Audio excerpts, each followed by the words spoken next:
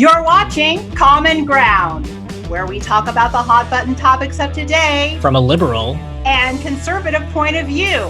I'm James Lacroix. And I'm Mimzi Moon. So join us as we bridge the gap and try to find some common ground. Hi, James. Hello. We have to say more than that. Yeah, I know. I'm sorry. Like I said, out of it. Today, I guess we're going to be talking about the subject of consent, which is going to be a really spicy topic. Ooh. And it'll probably make some people angry, which is totally fine. All right. We'll see. All right. I just want everyone to know this is James's topic. He chose this topic. So I'm going to, of course, be, reacting on the things that he has to say, but it wasn't my topic. So he's in charge of this one. So yeah, and you don't take any blame for any of the no, that's not what I'm trying to say. No, I'm willing to accept responsibility for the show that I'm on. I'm not trying to pass hey, don't look at me. Right. That's not really my point.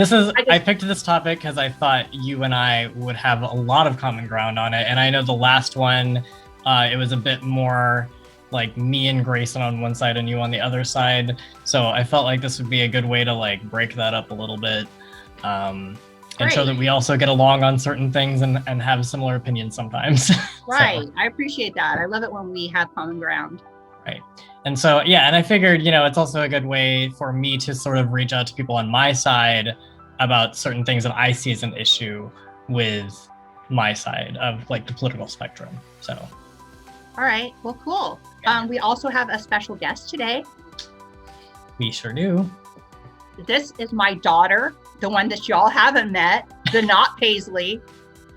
This is my daughter, and we're going to bring her on right now and introduce her, Aurora Borealis. Come on, Aurora. Hey, guys.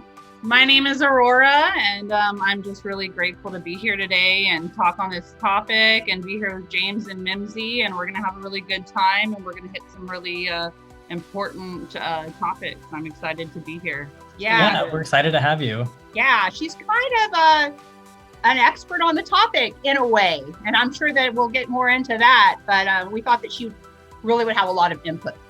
Well, yeah, because we were thinking of who to invite as a guest, and then I don't even remember why you started telling me about the kinds of things that Aurora had to go through. And I was like, it sounds like she would be the most knowledgeable guest we could get. She would know exactly what we're talking about and have a lot of insight on it. So it worked out really perfectly, in my opinion. Yeah. Some people go to school to get educated, and some people just live life and end up educated on certain things. So yeah, definitely. Life experience is a kind of education. The school of hard knocks. Street smarts. Yeah, there you go. All right, so on the agenda today, we're gonna watch a video and react to it. This is an older video. I don't know if Mimzi has seen it or not. I don't, maybe not. But it was quite popular a few years ago, back whenever I think people really started talking about this as a topic. So I feel like it'll be good as a jumping off point. And it's not necessarily a video I disagree with, but there's some things that I feel like it doesn't cover, and I think that's what we'll probably dig into. So, all right, let's do this. Let me share my screen.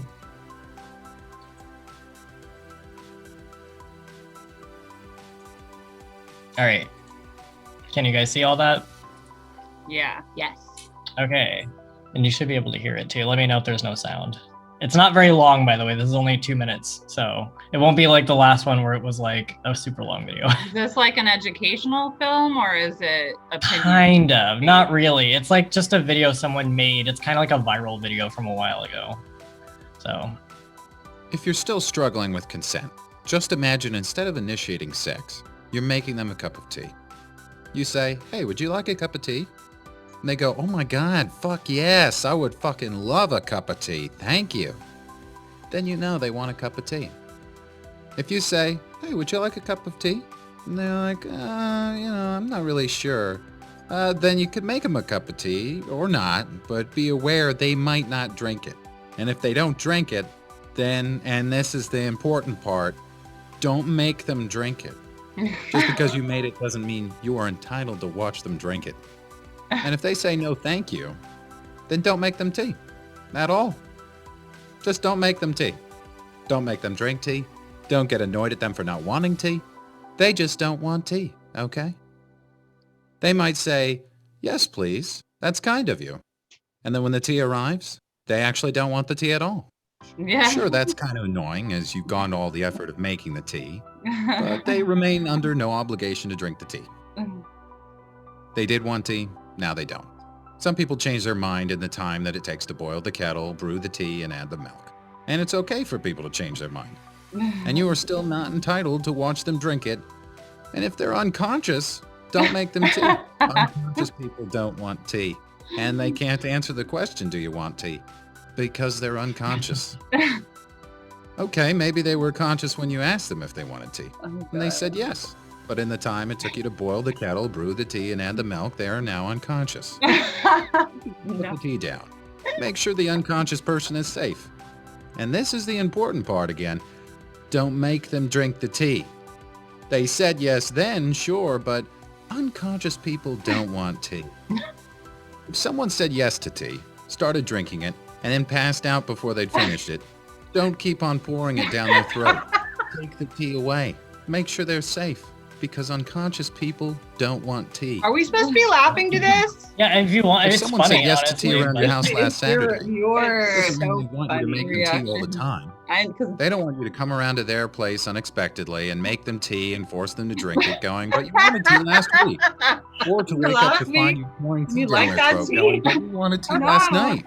But if you can understand how completely ludicrous it is to force people to have tea when they don't want tea, and you're able to understand when people don't want tea, then how hard is it to understand it when it comes to sex? Whether it's tea or sex, consent is everything. And on that note, I'm going to go make myself a cup of tea. Ooh. I know, I was thinking love that too. the I was like, you know, in this visual aid on that. context. All right, that was great. Yeah. Well, okay, I'm glad you like that. Hang on, let me. Yeah, I agree. I agree. I mean, you can't really, I mean, it's really apples and oranges. I mean, you can't, really, it's not like across the board the same as tea.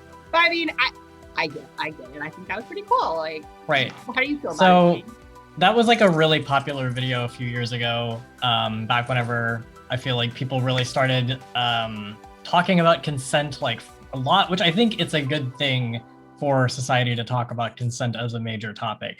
The only problem is whenever it gets to the point of like misandry, essentially, where it becomes like popular to just like assume that like all men are going to like sexually harass you or something. That's to me like when it gets to the point where it's not helpful anymore. So I guess that's sort of what we're going to talk about today, in a sense, is like, are there times where situations in that video like wouldn't actually be a violation of consent? Like, are there people that might actually enjoy some of the things that were in that video? Like, they kind of like it when you push it on them a little bit. Not necessarily Like, is that, what you're but like thinking? I've met people who have told me that with the person that they're together with, they like waking up to like sex, essentially. Yeah. That's not super uncommon from what I know. So, Not yeah. saying that you should just do that without asking, obviously, but it's not as simple as like, people who are unconscious don't want tea. Like, there are some people who like that sort of thing. Yeah, So- in my experience, I was in a long-term relationship with somebody who would have sex with me when I was passed out, or they said, "Oh no, you woke up," but I was under the influence. I had been drinking, and I thought it was hot. I thought it Okay, was hot. yeah. I trusted that person. I respected that person. I felt safe with that person. We were in a consensual relationship, so I kind of shared all of me with that person. It didn't bother me. And vice versa, waking up to oral sex. Oh, hey, partner. A lot of guys like that, I'm sure. Yeah, and women and men both, and heterosexual, homosexual relationships. I've done it with both, and they're like, "Oh, good morning, baby," and I'm like, "Good morning," but I didn't like wake them up and say, "Is this cool?" or like ask them the night before. I just, Right. I run. Yeah, ride so I by. think that's exactly kind of what I am talking about and what I think would be an interesting topic to cover today is at what point does it get to the point where like needing consent for like every step of the way is like not hot anymore, you know, and kind of isn't necessarily how things should be done, I guess. Yeah, like, there are I remember that whole thing a while back. The whole controversy about that. Like, you need to ask permission, ask consent every step of the way. I'm kissing you now. Is this okay? Right. Now I'm going to go to touch your breast. Is this okay? Now I'm going to, you know, it's like, after a while, you're just like, I'm not in the mood anymore, you know? Yes. And I've been in that situation and ruined the situation. The person could not, you know, perform because I said, do you want oral sex? And he was like, oh, like, hey, you know, I've been in a relationship with a girl who had been sexually harassed her entire life. And, you know, are you trying to please me or do you want this? Because nobody's ever straight out said, do you want oral sex right now? And he couldn't perform because of it. It made him so uncomfortable that I was so straightforward and, you know, it wasn't attractive anymore. It wasn't a progression, a sexual progression. It was like, we're kissing and hey, would you like oral sex? And he was like, you know, it makes it nervous. And it also reverted back to, you know, somebody who had been, you know, sexually harassed in the past and was doing it to please somebody. You know, do you want this or do you not want this? Or are you just trying to make me happy? Like, but you know, we really should err on the side of caution here. You know, it's better to be too cautious and turn somebody off once in a while than to not be cautious enough, right? That's a good point. That's a good point. It is definitely better to like ruin the mood than it is to like accidentally sexually assault somebody. Yeah. Right. I mean, I actually have some personal experience here, and I wasn't planning on talking about this right away. I mean, I don't usually, like, it doesn't come up in my life often because, as mentioned in the previous episode, I'm like a single person, so it doesn't really matter to me. But I will say that I'm like Aurora in the sense of like, I don't necessarily want to talk about everything like before because it just makes me like too anxious, I guess. So when I'm in those situations, I would rather not, but I would also rather be with somebody that I really trust in that way. So yeah, that's so important. Look, you know, I know we're talking about like a kind of a hookup culture. We've been talking about that lately, and everyone has a right to do that. Sure, absolutely. But, you know, there's so much of this can be avoided if you're just with somebody that you trust, that you know, that you know. Yeah, well, yeah. I mean, I definitely think people should be taught to, like I was saying before, like have relationships that are healthy. And that means that if you're going to expose intimate parts of your life with somebody, then you should make sure that you trust them. And if sex isn't like a big deal to you, then I feel like that's up to you. But for a lot of people it is, obviously, and that's okay too. But my point is, okay, so I do have like a loose guideline of topics that we can talk about. But you were gonna give an anecdote, weren't you? Yeah, I was gonna give an anecdote. You said that you thought that my opinion on this could be valuable based on the fact that I'm older and that maybe things have changed, that times have changed, you know, and yeah, and like maybe when I was a teenager, things might be different now as far as consent and stuff goes. At first I thought you meant that you know, that maybe we weren't as sexually active back in the 80s, but we were. I know you were. That's not what I meant. Right. But as far as consent, like I'm learning more about what y'all are talking about when you're talking about how you should be teaching these things in school. Right. And, you know, as a conservative, my first thought is, you know, well, that's for the parents to teach. And, you know, that's not appropriate to be taught in school. And we should be teaching reading, writing, arithmetic, and biology and where babies come from and, you know, STDs and stuff like that. But, you know, objective morality type of stuff should be taught at home. I know we're getting a little bit back into the previous topic. I can't help it. But well, I did pick this one as our second one because it follows. There is a little bit of a segue there. Yeah, right. There is. So I am seeing more about what y'all mean when you're talking about sexual education.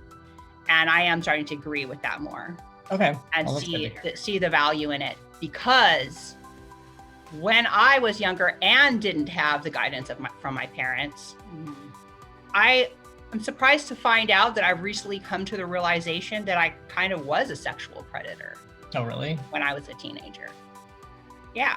I was. Well, do you have any particular? I can see that. I can see that, and I understand that completely. I was kind of thinking about that stuff when we were getting ready earlier. Yeah. Well, and what's interesting is you're both women, and that's one of the reasons I really wanted to bring this up, because we're always talking about men. Right. I've actually never been assaulted by a man.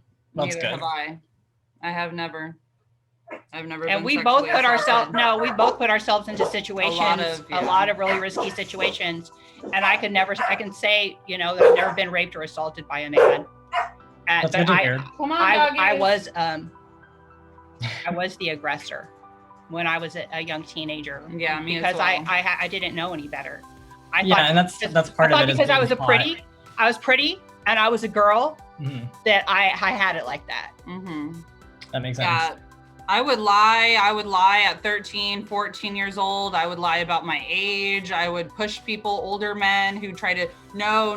And sometimes they wouldn't, they'd be like, no, it's not happening. But I would lie about my age. I would say I was older. I would, get them get intoxicated with them, try to continue to put myself in a position, where I was alone with them, and flirt and push it.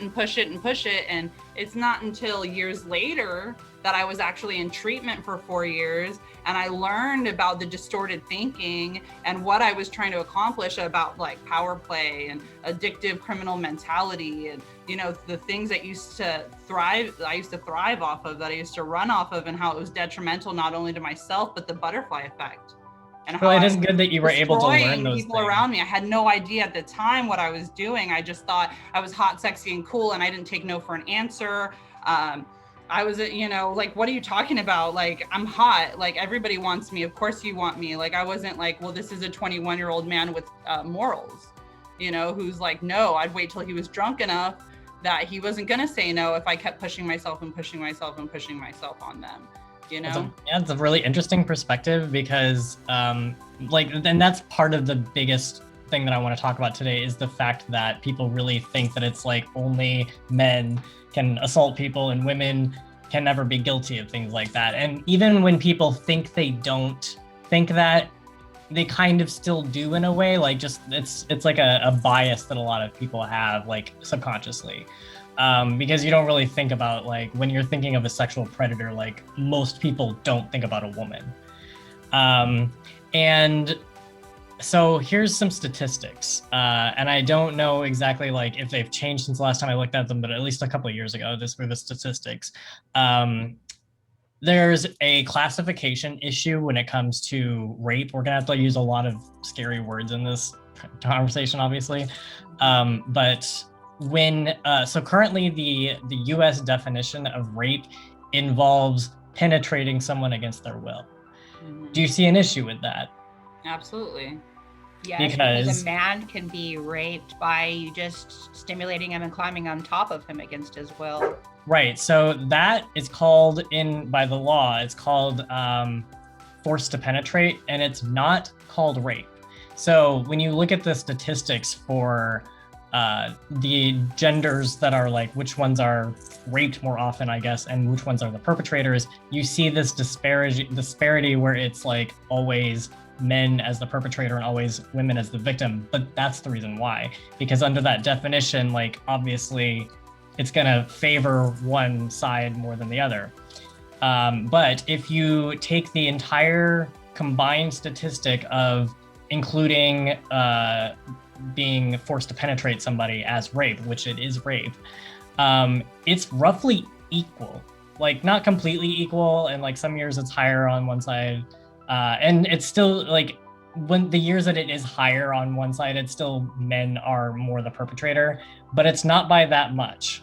And it's really, like, pretty close. So to me, I find that interesting, because it is a completely different truth than, I feel like, the reality that a lot of people are told, which is just that, like, most of the time if somebody's going to rape you, it's going to be a man and the victim is going to be a woman. So, and, like, the problem is that it's not seen as, like, as bad of a crime either, even though it obviously is the same thing. Because there's a very obvious bias in the court system that women are not really considered dangerous. So people will assume that if like a man didn't want to have sex with the woman, then he would have just like, defended himself or something. But people also forget that if a man physically harms a woman, which is fairly easy for men to do when there's sexual dimorphism and men are generally speaking stronger, they can get in trouble for that too. So a lot of the time men won't defend themselves physically because they're afraid they'll hurt somebody. Or they're also intoxicated, like you mentioned, or they are just coerced, in the same way that women can be coerced. So there's like all kinds of reasons, but like people really don't see it as being a problem that happens almost as frequently. So that's part of what I want to talk about today for sure. Especially from the perspective that Aurora has, because like I think that's a good contribution, I guess, because I don't really know as much about that stuff, obviously. So yeah. So I was in treatment, for 4 years in sex offender treatment and counseling. And I've heard, testimonies from a lot of women on their firsthand experiences of sexual assault. And they were the predators, every single one, was the predator. So there was verbiage like forced my mouth on their penis is said there, forced my mouth on their mouth. It's forced every single time without consent. It's forced, whether you're a male or you're a female. Right.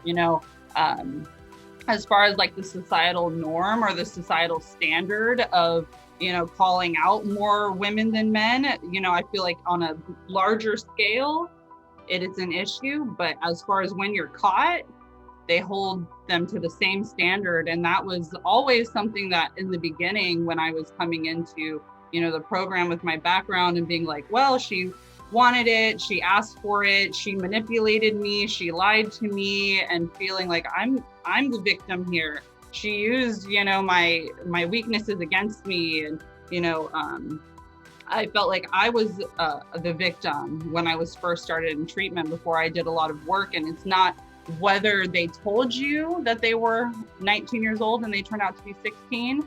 It's not whether they told you that they were being raped and assaulted prior to, you meeting them and you feel like you're helping them out.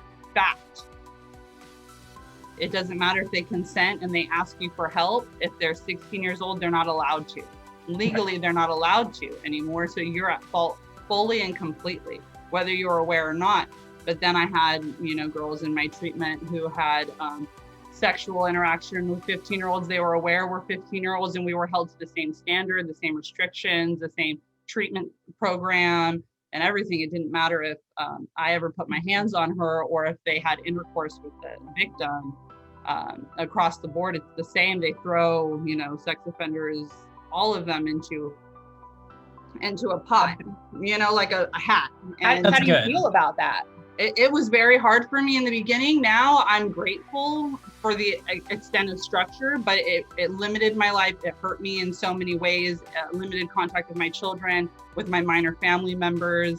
It held me back in a lot of ways, but I believe that everything happens in your life to make you stronger.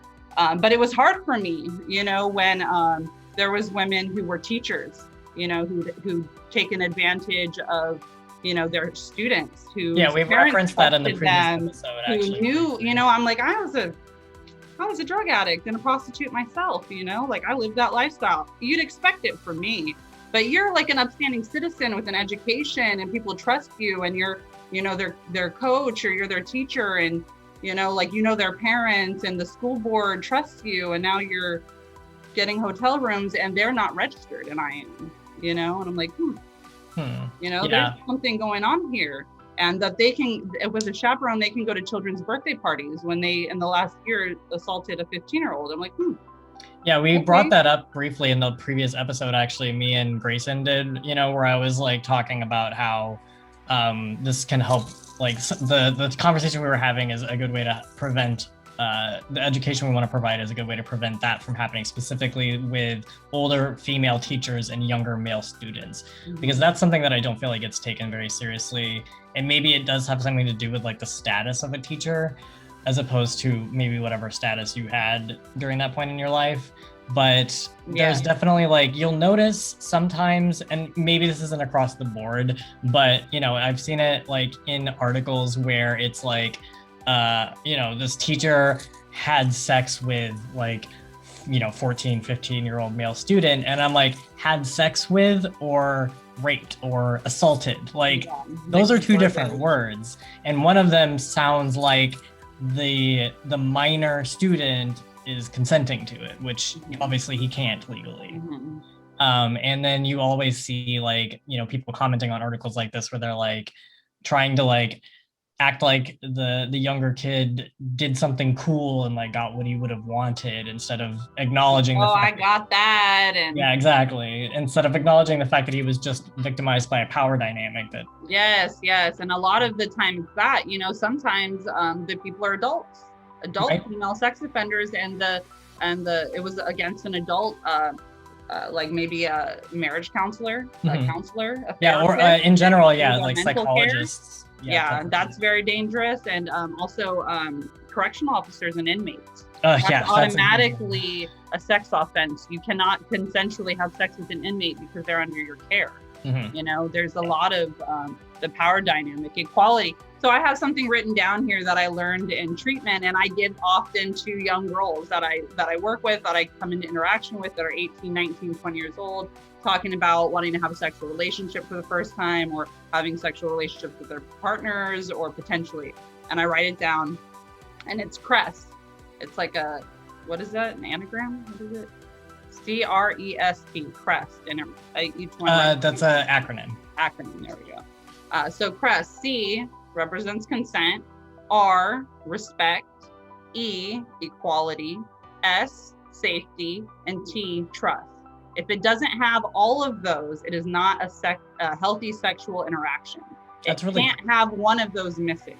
Yeah, that's a really good one. I like that. No trust, but you feel safe, and there's respect. You have to be on equal footing. It can't be a boss, a manager, somebody, even finances, you know, like there's so many different things that's like somebody's going to say yes to you when they're maybe not ready, because you have some form of power over them. Maybe they admire you. I have a segue into a current topic. Do you guys know about the situation going on with James Charles right now? I'm somewhat familiar with it.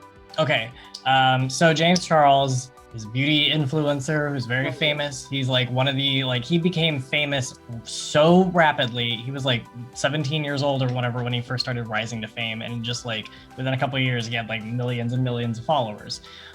So I think personally that he rose to fame so quickly that he's now like, that he didn't really have a chance to sort of grow into like being an adult first, and then, you know, having the responsibility. Like, his brain isn't even fully developed yet.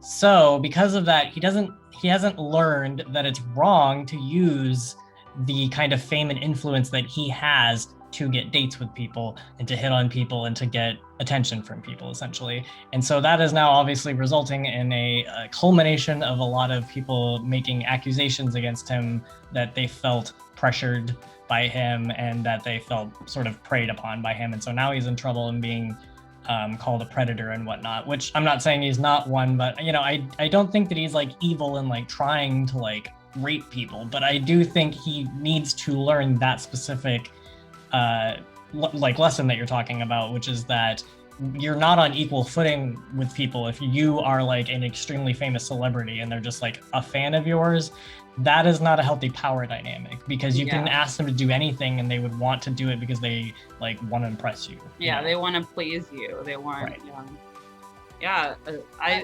also think that something that you had mentioned right there is the mental and emotional age.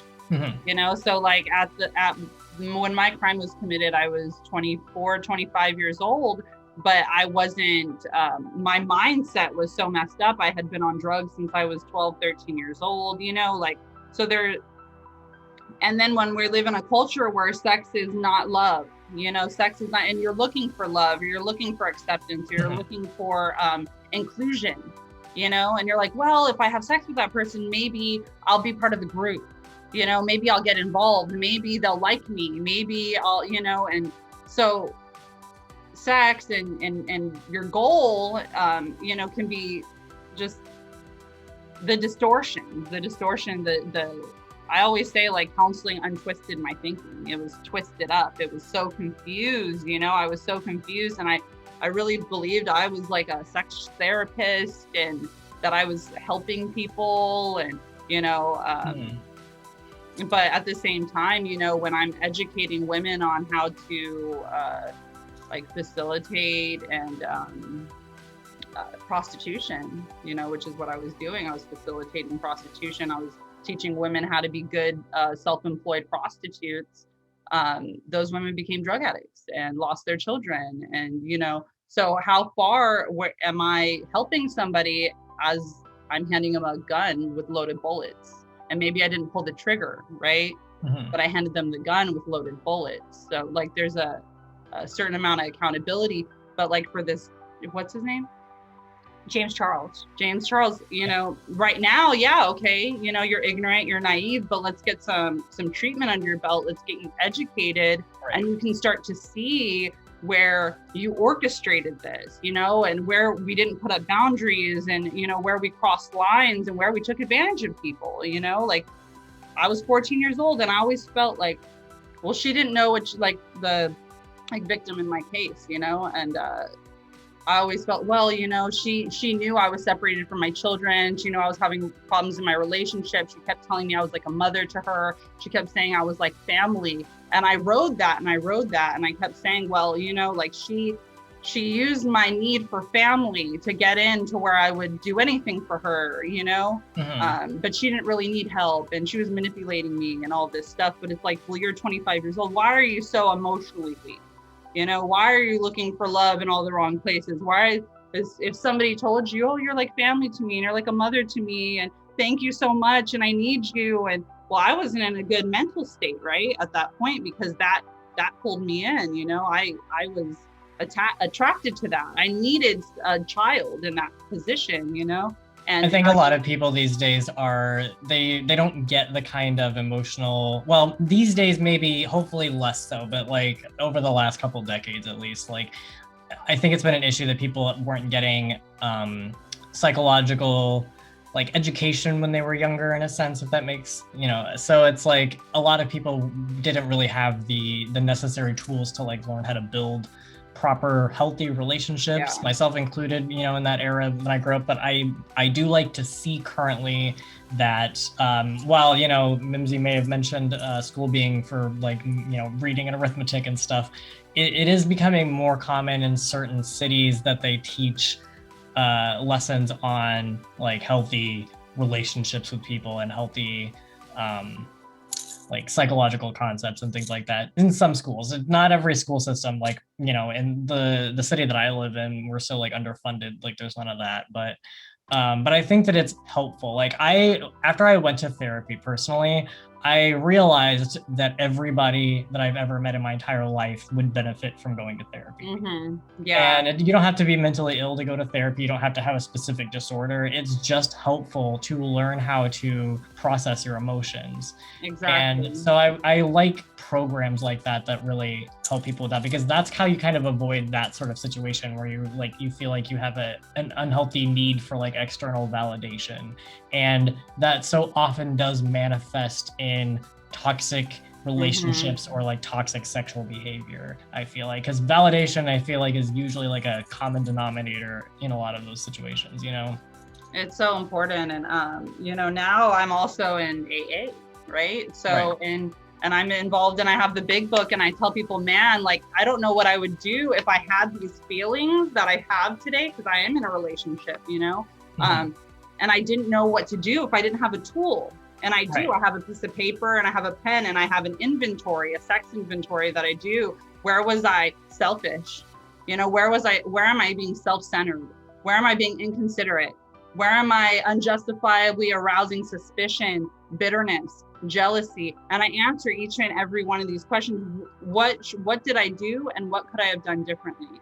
And when you do that, you can go back to a conversation, a text message, first interaction where there's a touch, You know, like there's a series of events that took place where you lowered a boundary and you lowered a boundary and you lowered a boundary until an act was, there's no act without thought. You know, it gets more confusing when drugs and alcohol are involved, absolutely. But there's preparation for an event. There's, you know, there's going to be a trigger. You know, maybe it's my need for validation, for love, for inclusion, right? There's this trigger. There's negative thinking. I'm just not good enough, right? I suck. There's unpleasant emotions. I feel like lonely. I feel distraught. I feel depressed. And then there's a fantasy, right? Like maybe if this person finds me interesting, maybe if, you know, I have a relationship with this person, maybe if I, you know, and by then you're getting so far into it and you're communicating with this person and you're doing all these things, there's the setup, right? I set up myself, I set up the other person, I set up the environment, right? And then there's the act where now I'm in this position and maybe I'm not ready for it, but I did all this setup. I set myself up, the other person up, and now we're in this position and I want to pull out, or I let it happen. And later on, I feel terrible about it. You know, I've had situations with friends who, in the moment, the girl was like, yeah. And then the next day when they're being confronted because they cheated on their boyfriend, they're like, no, he took advantage of me. I was drunk. I didn't know, you know, like I didn't want that. I love you, but well, you weren't, you know, I was there. I watched you. Yeah, that was another thing I was actually going to bring up. Taking your shirt off. I saw you do it, you know, and yeah, I do feel like there's 2020, they can just plead. Right. So people withdrawing consent after the fact is another issue that I was actually going to bring up as well, because one of the things that wasn't covered in the tea video is like, what if someone says yes and you give them tea and they drink it and then they say, actually, I've decided that the tea that I already drank, I don't want it anymore. You know what I mean? I'm like that is the another fact thing that I drank the tea at all. Right. And so it's like at that point, what do you do whenever it was a consensual act and then after the fact they decide that they regretted it, and so now it's no longer consensual, but it's already happened? And there have been people recently over the past decade that have had issues with being accused of sexual assault because of that. And it's like, well, I mean, there's definitely like those steps that you just described is a good way to like counteract that in a sense, to prevent that situation from happening, because then you're not in situations with people that you don't trust. And if you are in situations with people you don't trust, then they can decide they regret it later and then tell people that you assaulted them. Well, this is the situation that happened recently with Aziz Ansari, right? Are you familiar with that? I'm not familiar with that. I mean, I know who Aziz Ansari is, but I did not know. Yeah, he just got Me Too'd. It's probably been a year. I'm not sure. But yeah, he went, you know, he took a woman home. He took her out to eat, to dinner, I don't know, and brought her home. And he thought that it was a consensual situation, that she was doing things to him, giving him oral, whatnot. And he took it to the next level. And then the next day or sometime after they, you know, they had their sexual encounter or whatever, she came out and accused him of sexual assault, of rape. You know, but it turned out that it was basically the situation you were describing. He thought that that there was consent there. Right. It was a misunderstanding, basically. She felt that pressured into it, but he didn't realize she felt that way at the time. That's like kind of a topic that I wanted to discuss. Is a woman, I mean, I know this is kind of a contentious way to even put this, but this is going to be a very contentious episode. Is there ever a time when a woman can be culpable as well for the result? I mean, I know you destroyed this man's life, right? No, but I'm just saying it more as in, if you're flirting with a guy, you're touching a guy, you're kissing him, you are, you know, putting your hand on his thigh, you agree to go back to his place, you make out with him, maybe you give him oral, maybe things go too far at that point and you do things that you didn't feel like you should have, maybe you felt he was being a little pushy, but is it fair just to say, he raped me? I mean, you kind of put yourself in a situation, you know, where you can't really blame the person for thinking that that's what you wanted, that that's where it was going to go. Like maybe he didn't say, is this okay? Is this okay? Now I'm going to do that. This is okay. Well, yeah, I mean, again, like it's not really that natural in sexual encounters to like ask every single step of the way, like, are you consenting to this act currently? Or how about now? You know, like most people kind of, I don't think do that. So, and I mean, granted, like, you know, from the previous episode, like I'm not really a sexually active person, but from what I know, that's not normal. So yeah, at what point, like, if you don't know, like, I think in situations like that, and there's a lot of those situations where they're called like, you know, assault or like rape or something like that, where it's, I wouldn't say it's rape, like maybe it wasn't a healthy decision and maybe you regretted it. Right. But you mean, you know, changing that's on things both about parties your life, and not just the man who is like involved. Right. But if you even bring up a topic like this, most people are going to most people are going to accuse you of blaming the victim blaming. Yeah, victim blaming. You know, like, I don't care what she did. I don't care. She had her titties out. She was shoving them in your face and giving you a lap dance and grinding on it. If you took that extra step, you raped her. That's all on you. It's a, you know, like that. And if you, you know, you're victim blaming, if you say that she did anything wrong or that she was in any way responsible for what happened to her. Yeah, well, you gotta take a little bit of personal responsibility here for the situation that you put yourself in. Yeah, there are two situations where that I can think of offhand where like victim blaming is a thing and a real problem. Number one, if a woman is walking around alone outside at night and gets assaulted, and somebody's like, whoa, what was she wearing? Or like, why was she walking around? It's like, that's victim blaming to me, because it's like people should be allowed to walk around outside in, you know, whatever clothes that they were wearing and like not get raped. And another one being like, if a woman's at a bar and gets like roofied or something like that, then, you know, people are blaming her for some reason, like somehow not stopping herself from getting roofied, is victim blaming, which, I mean, obviously you can take precautions, but that doesn't make it your fault if you get, you know, drugged or something like that and then taken advantage of. So those are situations where it's valid to say, like, you know, it's victim blaming if you're putting responsibility on the woman in that point. But it's not always victim blaming to say that both people had some level of responsibility in this situation. For example, like if you're, you know, like you said, with a guy and you're basically going through all of the steps and you're initiating them. And then when you get to that one, that's the point that you decide that you don't want to anymore, but you don't communicate that clearly. Yeah. At that point, it's like, it's not that I'm trying to victim blame. It's just that I'm saying that if you had communicated that clearly, then it's possible that he would have known and then this wouldn't have happened, you know? And actually, that's the thing that you brought, the situation you brought up is reminiscent of a friend that I had. I used to have like a big friend group like a few years ago, and there was this one guy that was in my friend group, and I'm not going to name him because privacy reasons. And he was autistic, I'm pretty sure. Like, I don't know to what, like, he was on the spectrum somewhere, but he was quite like good at being charming and stuff like that. But I know for a fact that he was somewhere on the spectrum, so I'm sure that it was a little bit different for him to like understand communication, like subtleties and things like that. But you know, like otherwise he was like very charismatic.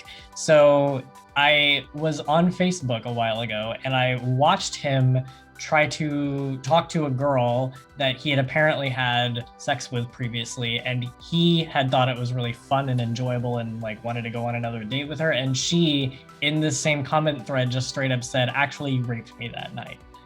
And I was like, oh my God. I was like, I feel like I shouldn't be seeing this because, you know, but it was like right there in public. Hey, girl, if you've been raped, I mean, I don't know.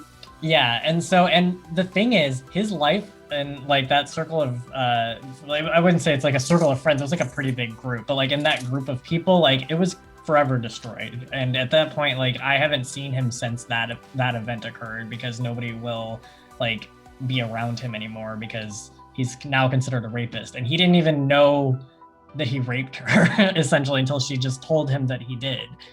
And like, to me, like, that is just like, I don't know, it's kind of heartbreaking, because I'm like, this guy like obviously doesn't understand whatever you were trying to communicate. So it's like, I don't know, it's really hard for me to just straight up call him a rapist at that point, you know? Is it too much to ask the woman to say, can we educate women to say, just to have the words to say, you know what, if you continue with this, I'm going to consider it rape? You know? I mean, that is, in my opinion, that's not going to be miscommunicated. No one's going to misunderstand that. Yeah, that's true. That's to me, that's part of continuing sex education and like relationship education, is also telling women how to clearly communicate when they're at the point that they absolutely don't want to do anything else. Throw the R word in there. Sure, but like, what if maybe at that time they do want too much, or maybe it's not thrown at the right time. But I've been in situations with people like that and said no, and no, and no, and no, and no, and no, and then they just kept pushing it, and I just gave in. I was like, okay, whatever, let's go. Right, and that's another problem that is equally. And it's not cool, but I wouldn't call it rape. You know, I just gave up. You know, and I would say maybe not rape, but coercing someone, i.e. pressuring them. Like not listening to what I'm saying. I don't want to, you know, like you're cool or whatever. And maybe in the future, if you weren't like this, but now I know you're like this. But I mean, I've had conversations with coworkers and with that one of the people who I did give into, you know, and they said, you know, even if I hang out with a girl and she says, I just want to kiss. And that's what I was like, well, just kiss, you know, and just like make out and watch TV and see where it goes, you know. And they're like, she doesn't really want to. She'll just feel ashamed or guilty if she just gives it up so easy. So she wants to have sex though. Even if she tells you she doesn't want to have sex, she wants you to she wants to have sex. And I'm like, you're disgusting. Like no, they really don't. Like maybe they're not ready for that in their life right now. You know, one was going through a divorce or something, and she was slightly older than him. He was younger than her.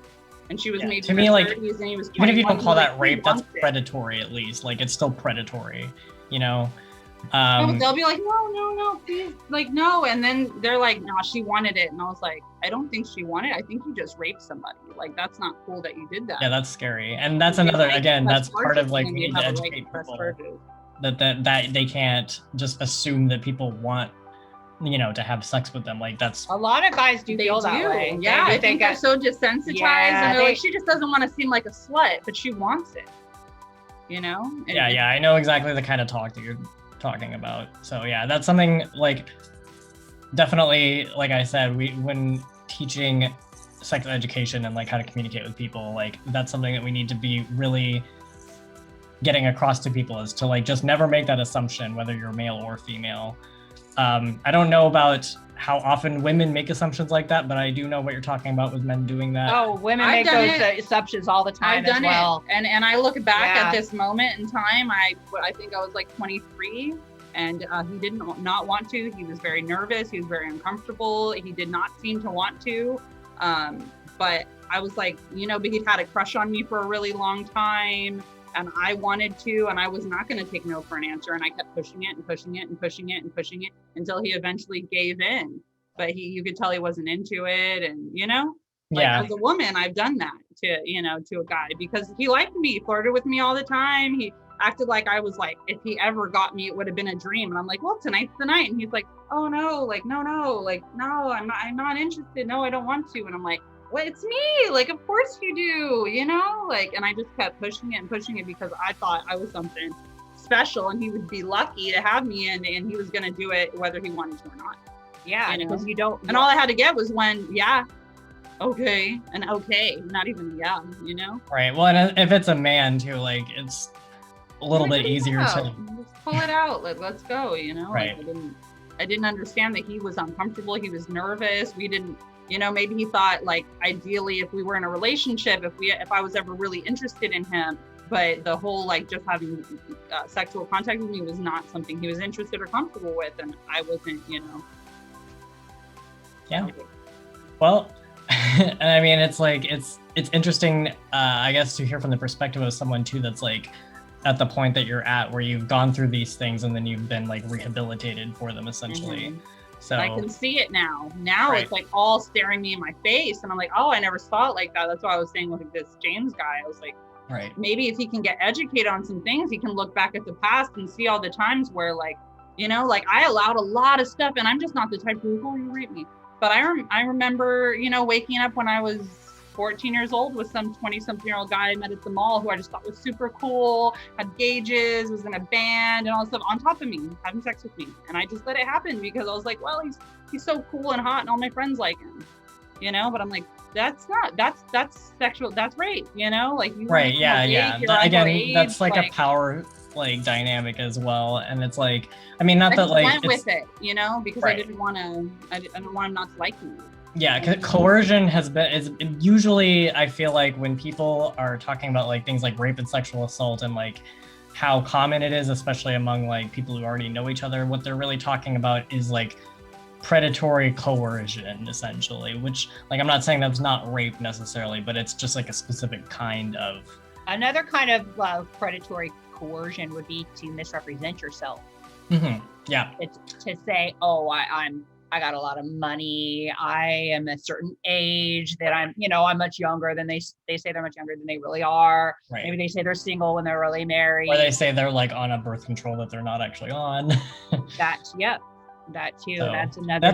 That's one thing that I've heard about, like, has happened in some situations where there have been women that have lied about birth control or something like that because they want to get the man, or they want to get pregnant so that the man has to like stay with them because now he's like a father. That happened to my son's father. Oh, really? He has an older son with a woman who was supposedly on birth control, supposedly using condoms, who got pregnant, and lied to him, and did whatever she could to get pregnant because she wanted to have a child with him. Yeah, that like takes someone's entire life away, in a sense. And now she doesn't even let him see the child, so then there's more pain, because the point was to get him forced to stay with her, and he didn't even after the child was created. So she's like, all I want is my baby, and you can't. I want you out of our lives forever. It's really messed up because now that's what's so important about that butterfly effect. And, right. I just. The whole like sex topic, it's really like such a difficult one for me, and I've had long periods since I've gone through treatment and stuff. I've had such long periods, 7 months, 8 months, year and a half, 2 years without sex. I've learned so much about myself and what I need and what I want and what I'm willing to compromise and what I will not compromise on. And I just feel like the world is so desensitized to sex, and I just depends on, I guess, I don't know, it kind of depends on the circles. Like there are, like, I would say like a lot of the mainstream is a bit desensitized, but there are things that used to be very niche a while ago and are not anymore and are pretty mainstream now, like sort of like nerd culture and like convention culture, for example, this is my field of interest because this is what I used to do for a living before the world ended. And back when I was younger, like conventions and like comic book type stuff was all like only one tiny group of people. But now it's like most people, like a lot of people are really interested in that. And the thing is that when it became mainstream, it also like had an effect on men who were already involved in that hobby, because they were assumed to be creeps because they like didn't know how to talk to women and like ask for things, you know what I mean? Like they didn't know how to interact with women and get that out of it. So they were like all viewed as creeps suddenly. Not saying that there aren't any creepy like neckbeard guys, like there are, but there's also a lot of guys that just don't know how to talk to women, and it's not that they're trying to be creepy, it's just they don't know any better. This whole Me Too thing is not helping those people. It's not. And in every convention that I go to, there's always these big signs that say cosplay is not consent, which is good and true. Like, there are a lot of people who have cosplay outfits that are very like revealing, and that can lead to unwanted sexual attention. And I don't agree with victim blaming in that situation, like where it's like, well, look at how she's dressed. Clearly she's asking for attention. I'm like, she's dressing like a character that she likes. She's not trying to like have sex with you. She just likes the way this outfit is. So there's that. But then there's also like basically one thing that I've heard pointed out, and I've never really heard anybody talk about it in these situations, is this. A woman at like one of these type of events or whatever is asked out or hit on by a handsome guy, then it's like flirting. But if she's hit on by like a kind of a gross guy or like a guy that is not her taste or whatever, then it's creepy. And I'm like, they could be saying the exact same thing to her, but whether or not he's attractive will determine whether or not she considers it harassment or flirting. Yeah. So and like, how do you and again, fix something like that though? Yeah. I mean, say I think what? there's a lot of things we brought up today that's like, you know, how do you fix that? yeah, I mean, how would you address something like that? Just education, just like educate women that, you know, even you might not find all guys attractive, but it doesn't mean they're, you know. Kind of, yeah. they're I mean, like, insulting basically, you. what I think the solution is to like, for people to stop making assumptions that men are just like inherently predatory. You know what I mean? Because I feel like that's a big common theme in a lot of these circles, is that a lot of the women in them see men as just being predatory by default, and like they talk about it all the time to me, and it's okay for them to talk about it to me because I'm gay, and so that makes me different somehow.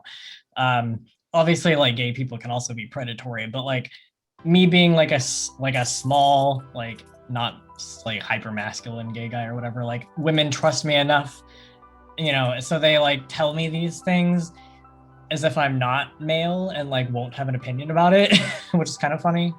And so I hear a lot of like how the women talk about men in these kinds of events, and a lot of it is just very like, they just kind of assume by default that all men are just gross and like, you know. And so that is part of it, is that like we really need to get rid of this like the sort of misandry like culture that has formed because of those things. But we also need to make sure people are more educated on consent and what it means and how to get it and how to have healthy relationships with people on both sides of the gender spectrum. What's misandry mean? Means that you hate men. It's like misogyny. Oh, male. okay. Yeah. So yeah, like both misogyny and misandry, in my opinion, are wrong. So, and they lead to. In my opinion too. What? In my opinion too. Good. I mean, yeah, I mean, I just never could get behind feminism because I think there's a really slippery slope there. Yeah, like I feel like feminism. I've never needed feminism. Feminism means something different to a lot of people, and so to me, like, if feminism, for the people that are like, it just means that women deserve equal rights and equal treatment, and then I'm like, okay, great, then I'm a feminist. Mean that maybe, but they always like have all these other additions to it that I don't agree with, like the wage gap and like things that are like debunked and stuff like that, and so I'm like, well, I don't know. I'll be if people call me a feminist, then I guess I can be a feminist. But if not, then I don't know. I believe in women's rights. That's how I feel about it. Doesn't matter what you call it, I guess. Yeah, I'm definitely not going to identify. So. Yeah, and I don't blame you. Okay, so I have a list of topics and questions. Oh, I wanted to bring something up. Yeah, go ahead. What we're talking about.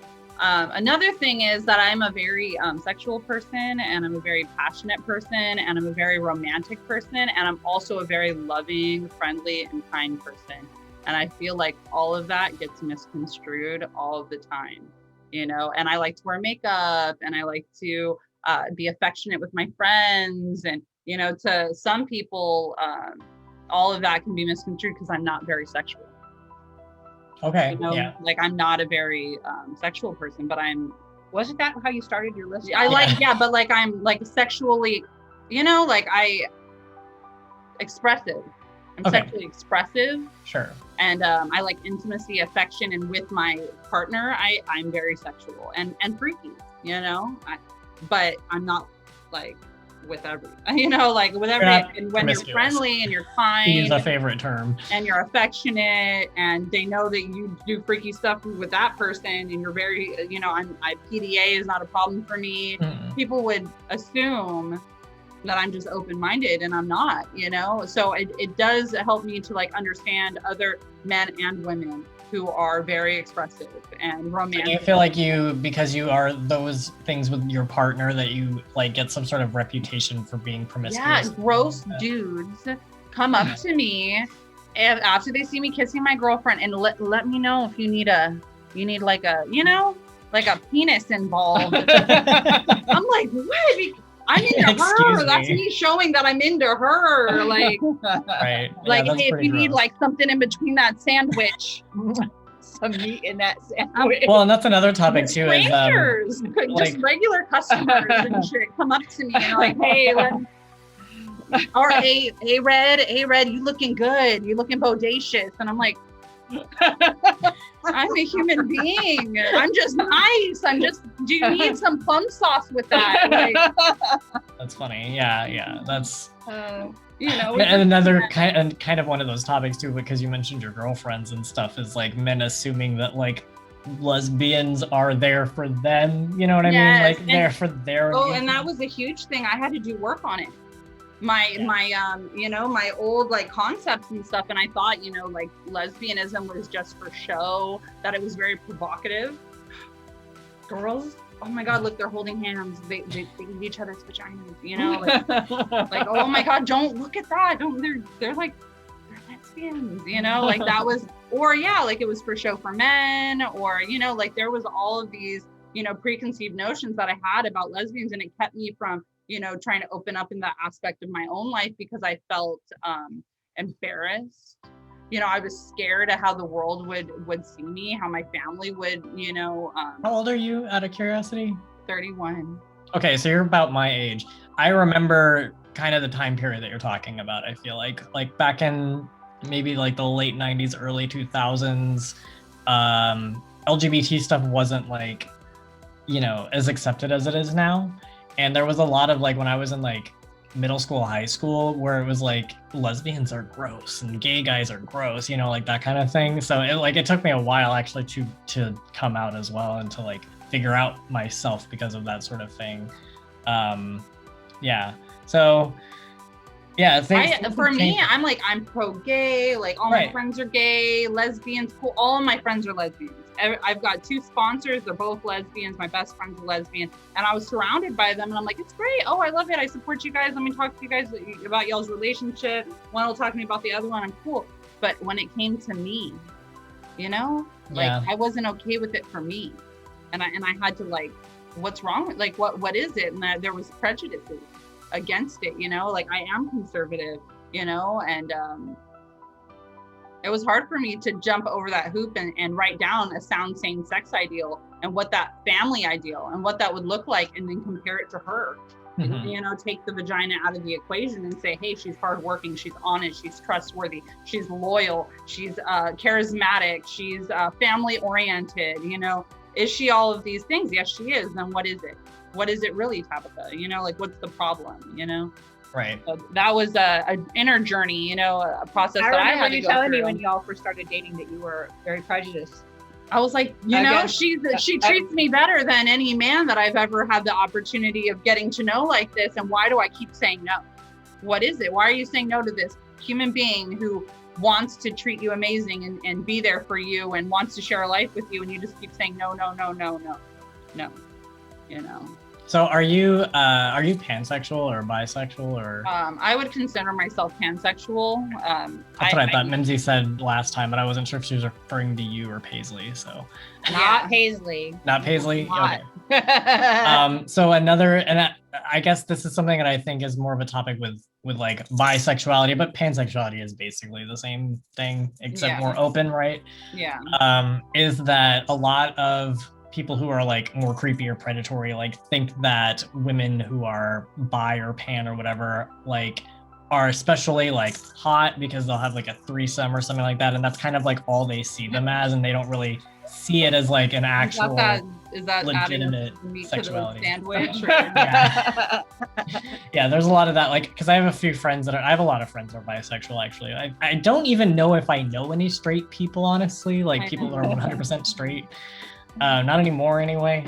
But I have a lot of like, friends who are girls and like are bisexual or pansexual, and would get like into situations where there's like creepy guys trying to hit on them because they're like bi, so that they would also that's what I'm saying. They automatically think I'm down for a 3-way. Right, exactly. That's that's the thing, is like if you are bi or pan, like guys will think that you're just like threesomes are cool with you.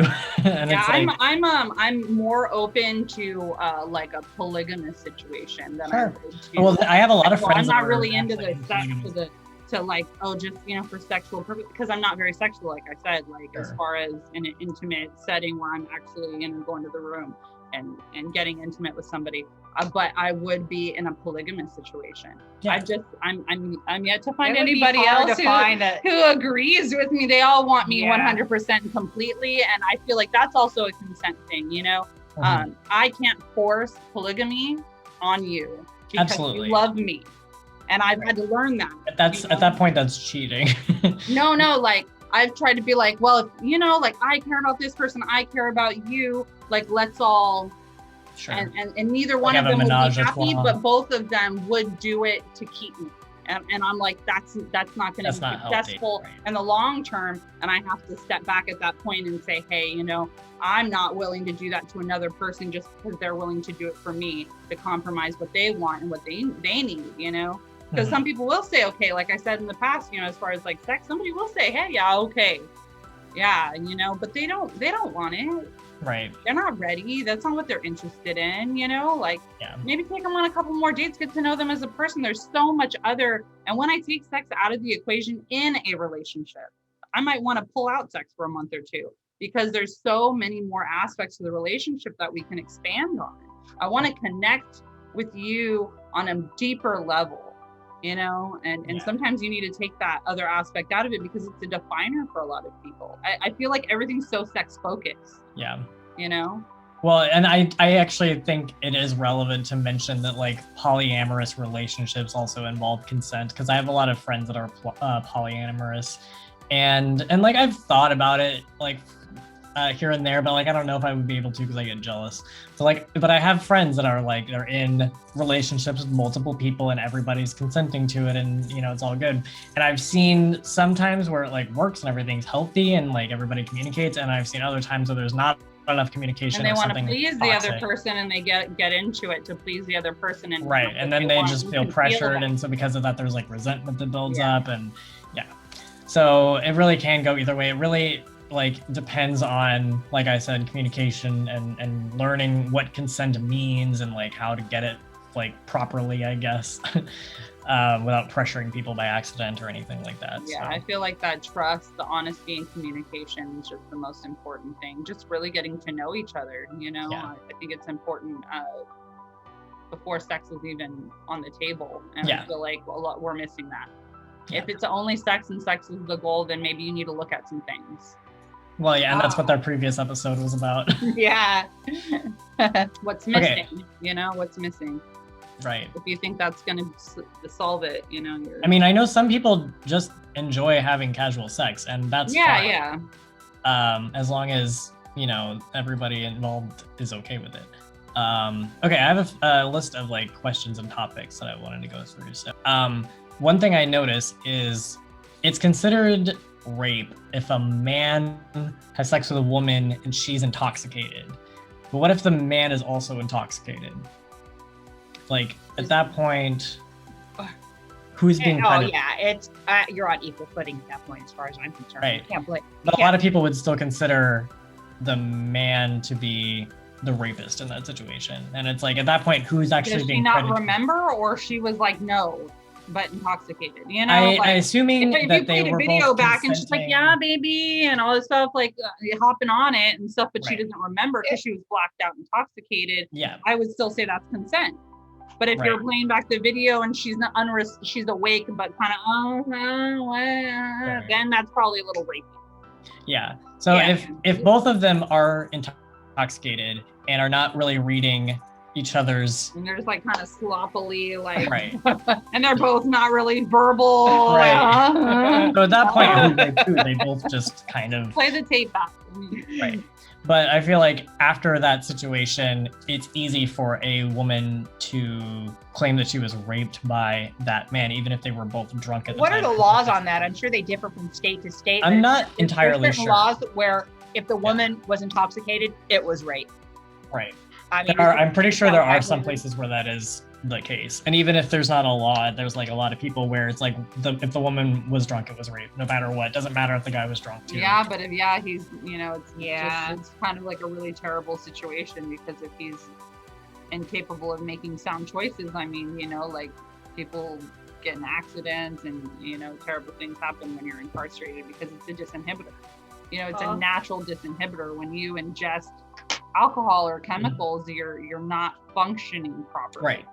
You're no longer behaving like you'd behave or making decisions you would behave like if you were sober. Right, even the man, like, well, yeah. But what they did choose, right? They made a choice to get intoxicated. Yes. So here's the thing that I was going to bring up, I guess, as a talking point with that. I believe that when you're drunk, you still technically have agency. And the reason I think that is because what happens if you drink and then get into a car and drive and then get pulled over? Yeah, you're arrested. Responsible, right? You're considered responsible for what you did. Yeah. And the cop doesn't go, oh yeah, you had literally no control over your actions when you got into this car and drove, so therefore it's not your fault. So why is it that we take that same attitude when it comes to like sex and consent, like while intoxicated? So it's like, if you're responsible for the decisions that you make when you're drunk, which you are legally when it comes to, driving, then you would be responsible. Or if you beat somebody up. Right. Yeah. Right. Anything that people do that's like, yeah. So then it would stand to do, but while they're intoxicated. And what I really think is awesome too, since we're touching on the alcohol subject, and I'm an alcoholic, is what's so great is that when you get a DWI, they give you classes, they get like they try to rehabilitate you. Yes. Like a lot of people, it's like this isn't the first time.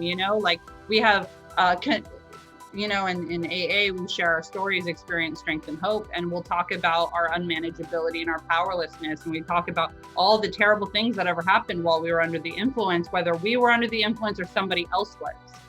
Sometimes it happens in our childhood and it's a parent, an uncle, a relative or a neighbor or something. Oh, when they were drunk, they, got in a fight in front of me and they knocked me out, or, is that watch the cycle? Right? So I know what happens when I get drunk. I get in a fight. I get thrown out of the bar, right? I get arrested. I know this. I get in a car. I get in a car accident. I end up having sex with people that I don't like. And I always tell people, because coworkers said, come out for drinks with us. I said, I'm going to fight one of you. I'm going to fuck one of you. I'm going to end up in a cop car and I'm going to lose my job. So you want to drink with me or no? Like, you want to drink? Oh, it's fun and games. That's called informed consent, right? So it's like, when are we going to get it through our heads that maybe I'm not a good drinker and I do things that I'm not proud of when I drink? And I did it last week and I did it the week before and I did it the week before. So what's good is maybe you get a DWI, but you get on probation.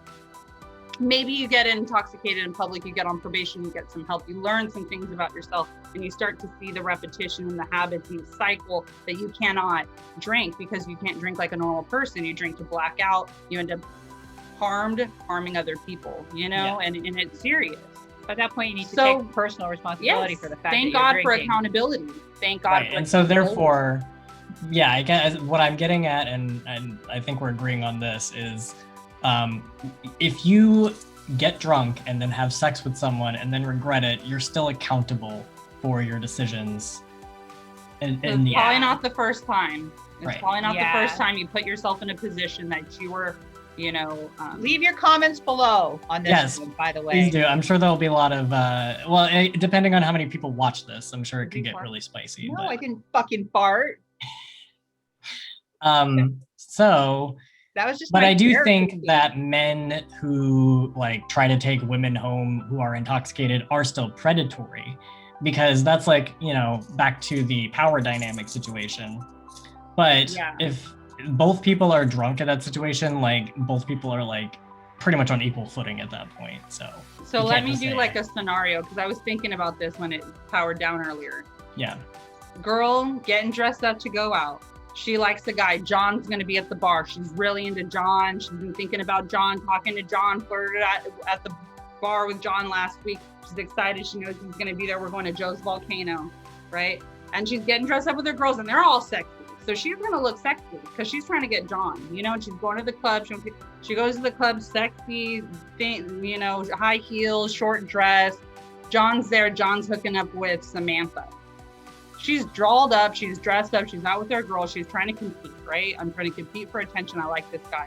He's no longer interested. She's at the club. She's dressed to the nines, booty cheeks hanging out. She's sad. She's getting drunk. And then there's these predators, you know, they're looking for these weak, sad girls, and their night just didn't go the way they wanted. And they drank too much, you know? Yeah. And maybe her friends are hooking up with some other dudes, and maybe they're not the best friends. And now she's vulnerable prey.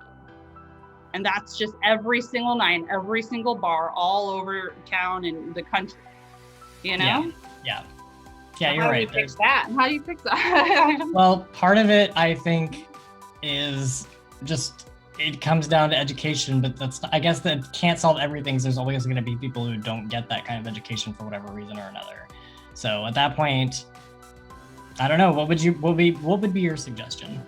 Well, they're everywhere, you know. So maybe security needs to be looking for this, and you know, protecting, you know, putting girls in Ubers that, you know, put it, and they do, and that's great. And when that happens, that's awesome. You know, I think bars and clubs need to be set up in a way that kind of protects men or women, you know, because women could be out, you know, and they're trying to get a guy drunk so they can get his pocketbook, you know, so that and that happens so often where prostitutes and call girls are getting guys into hotel rooms and robbing them, you know, and there just needs to be more safety precautions, you know, cameras. But is that the responsibility of the bar, the club? I think it is. When you're having, you know, so many people who are in there who are getting intoxicated, and you know, there's predators, and it's same guys are going to the same bars, you know, who, you know, he's taking girls home left and right, and you know, like. Yeah, that's a good point. I mean, because the bar is the one serving things that are causing inhibitions and judgment. Yeah. Right? So I guess it does stand to reason that it is somewhat their responsibility to make sure everybody's like, we're supposed to cut people off after 3 drinks. Yeah, I guess another way that we could solve this is awareness, you know. Yeah, that's what I'm saying when I say like education. That's and like you said at the cause shows and stuff like that, where they have that on the wall, you know, put that on the wall. If you because I like it. If you need a ride home and you feel uncomfortable and you don't feel safe, call this number and you get free ride shares or whatever, you know. Yeah, there's usually some like precautions like that at a lot of conventions with like, and like I said, I like seeing, you know, cosplays not consent signs. The thing I don't like is feeling like, I guess, a lot of the more awkward, you know, unpopular, not attractive guys are just being treated like they're predators by default. That's the thing that kind of irritates me, but like otherwise, just awareness of the dangers that there are is different and is good. So. Yeah, and I support, you know, men who are like kind of dorky or whatever, and they have the balls to get up and say, hey, hi, hey, how are you doing? What are you doing here? Where are you from? I love your outfit. You look so cute. But at the same time, and this has always bothered me as a beautiful woman, stay in your lane, bro. Like, if this girl is 10 notches higher than you and her body is flawless, like, you're gonna come, you know, I don't know. Yeah, that's I feel so like when these old, short, pudgy, you know, unattractive older men come up to me, and I'm like, no, I'm not. I work for a living. I have a job. Like, where would we have nothing in common? Where would this, you know, work out? Yeah. I don't know. But my girlfriend is 5'1" and Guatemalan. So you're saying that men should date within their league, essentially? Yeah. Kind of. They're setting themselves up. Unless you know her and y'all have just gotten really close, and you take the plunge, you know, like this the is your best incel friend, community, and you know her, you know. The incel community, like, I have a hard time believing that they can't find a woman. I think they think that they want the fantasy, they want the woman girl from the video. Is required. Yeah, their cosplay dream. Yeah, there's like incel-ish women as well. So maybe that's more within their league. Is that maybe what you're getting at? Yes, there's women out there that are lonely they need too. love too. Just you know, a snaggletooth and a. You want to talk about a snaggletooth? She's got a fake tooth in right now. Yeah, well, my teeth have a lot of issues, so. Oh, you see? Yeah, but I'm one of those girls who, I fall in love with a human being, so I've had people who didn't, my daughter's dad and me, we don't look like we should be a couple. It doesn't make any sense. He's not, but majority of the time, I've never been into older dudes, like old, like pudgy short dudes. Like, can I take this opportunity to say that I'm 22 years older than my husband? He likes it. He's into that. Yeah, we've talked about drinking. And that kind of answers a lot of those questions. Oh, but I went on the dressing thing, on the clothes thing, because okay, girl's going out with a homegirl, she's going to the club, she's going because she wants to look good for John, right? Okay. Same girl, short shorts, chichas out, tummy out, going to pick up fast food. No, what are you doing? Like, I feel like there's a time and a place for that. And if you're coming out with your chichas out, and I see your cellulite, both booty cheeks, and you're an Uber delivery girl or something, I mean, all my cooks, they all want to rape you. I'm pretty sure every single one of them, that's what they're back there talking about. Oh yeah, she looks young, I like that. They're all gross, and I'm like, why are you putting yourself in that position to be, you know what I'm talking about? So I feel like at the same time, it depends on the situation. But like, if you're going to the gas station, the grocery store, you're going to pick up clothes, you're running an errand, and you're at Walmart, and your chichas are like, I mean, I can see your nipple and your butt cheeks. I mean, yeah, I get approached in parking lots, fully dressed with a tie on, long sleeve. Hey, what's up, girl? And I'm like, I'm trying to get gas. Like, I'm not even trying to. So I can only imagine if I had my tummy out and my booty cheeks out, if I'm going to get gas. Well, I guess this is another thing that goes back to our previous episode, in which we were talking about, I guess, de-eroticizing nudity or the human body, essentially. So like, I don't know, I guess I'm not sure how I feel about it on that level, because like, on one hand, I think people should be comfortable with their bodies enough to where that it doesn't bother them. It's things like cellulite and whatnot, like being visible and all that stuff, like it's just a human body. And so maybe people shouldn't really care. But on the other hand, like, there are going to be guys that see women that are, wearing less clothing and are attracted to it for that reason. So, but, it might be okay for men to like talk about it amongst themselves or think about it or go home and jerk off to it or whatever, as long as they're not acting on it against that woman, you know what I mean? Because even if like a woman comes into the gas station and she's, wearing an extremely revealing outfit or whatever, like, it doesn't give anyone the right to touch her without her consent. Yeah. It may be expected that somebody might try to talk to her, but it also doesn't really give someone the right to like verbally harass her, for example. Yeah. So I think that's really it at least is going to affect the way people think about you. And if you don't want people thinking that about you, I mean, I know nobody can be the thought police, but do you want people to think that way about you? Do you that's up to the person, I guess. Conclusion that you're probably just a cheap slut, Well, I mean, the thing is, like, there are always going to be people who think negative things about you. People think negative things about me all the time because of the way I dress. And I just accept that, because as long as they're not like doing anything to harm me in the person to person, like, I don't really care if they think I'm like a Satanist or like evil or, I don't know, eat babies or just because you don't care, then I guess it's okay. If they don't care, if they're like, I don't care if people think that I'm low class and slutty and easy. If you don't care, you don't care. But the people who do care and dress like that, that's where I'm kind of like. Sure. I mean, I think you should be aware of like how your appearance comes off to people. Just in the general world, I guess. But if you are fine with it, then that's okay, I guess. Like for me, I'm not like, there's like white culture that is like professional office culture type stuff. You know what I mean? Where like people like that get taken seriously. I'm not one of those people, and I never will be. And if I dress like that, it's just like fake. Like, it doesn't come off as being genuine. So it's like, I just have to accept that no one's ever going to see me as being like that kind of a person. So I don't know, you know what I mean? Yeah. And if I go to an office dressed the way I normally dress, like, I'm not going to expect them to like think that I'm like just a normal random person. You know what I mean? I expect them to think I'm a little weird. Yeah, you should see how Yeah, be yourself. You should see Yeah, how I absolutely. present Express myself to the yourself world. authentically. and I've done work on it, and I'm so grateful because I've been able to. And my sponsor, she told me, she said, well, if you think a girl's a slut because she's wearing short shorts, then there's probably a slut inside of you that you're shaming.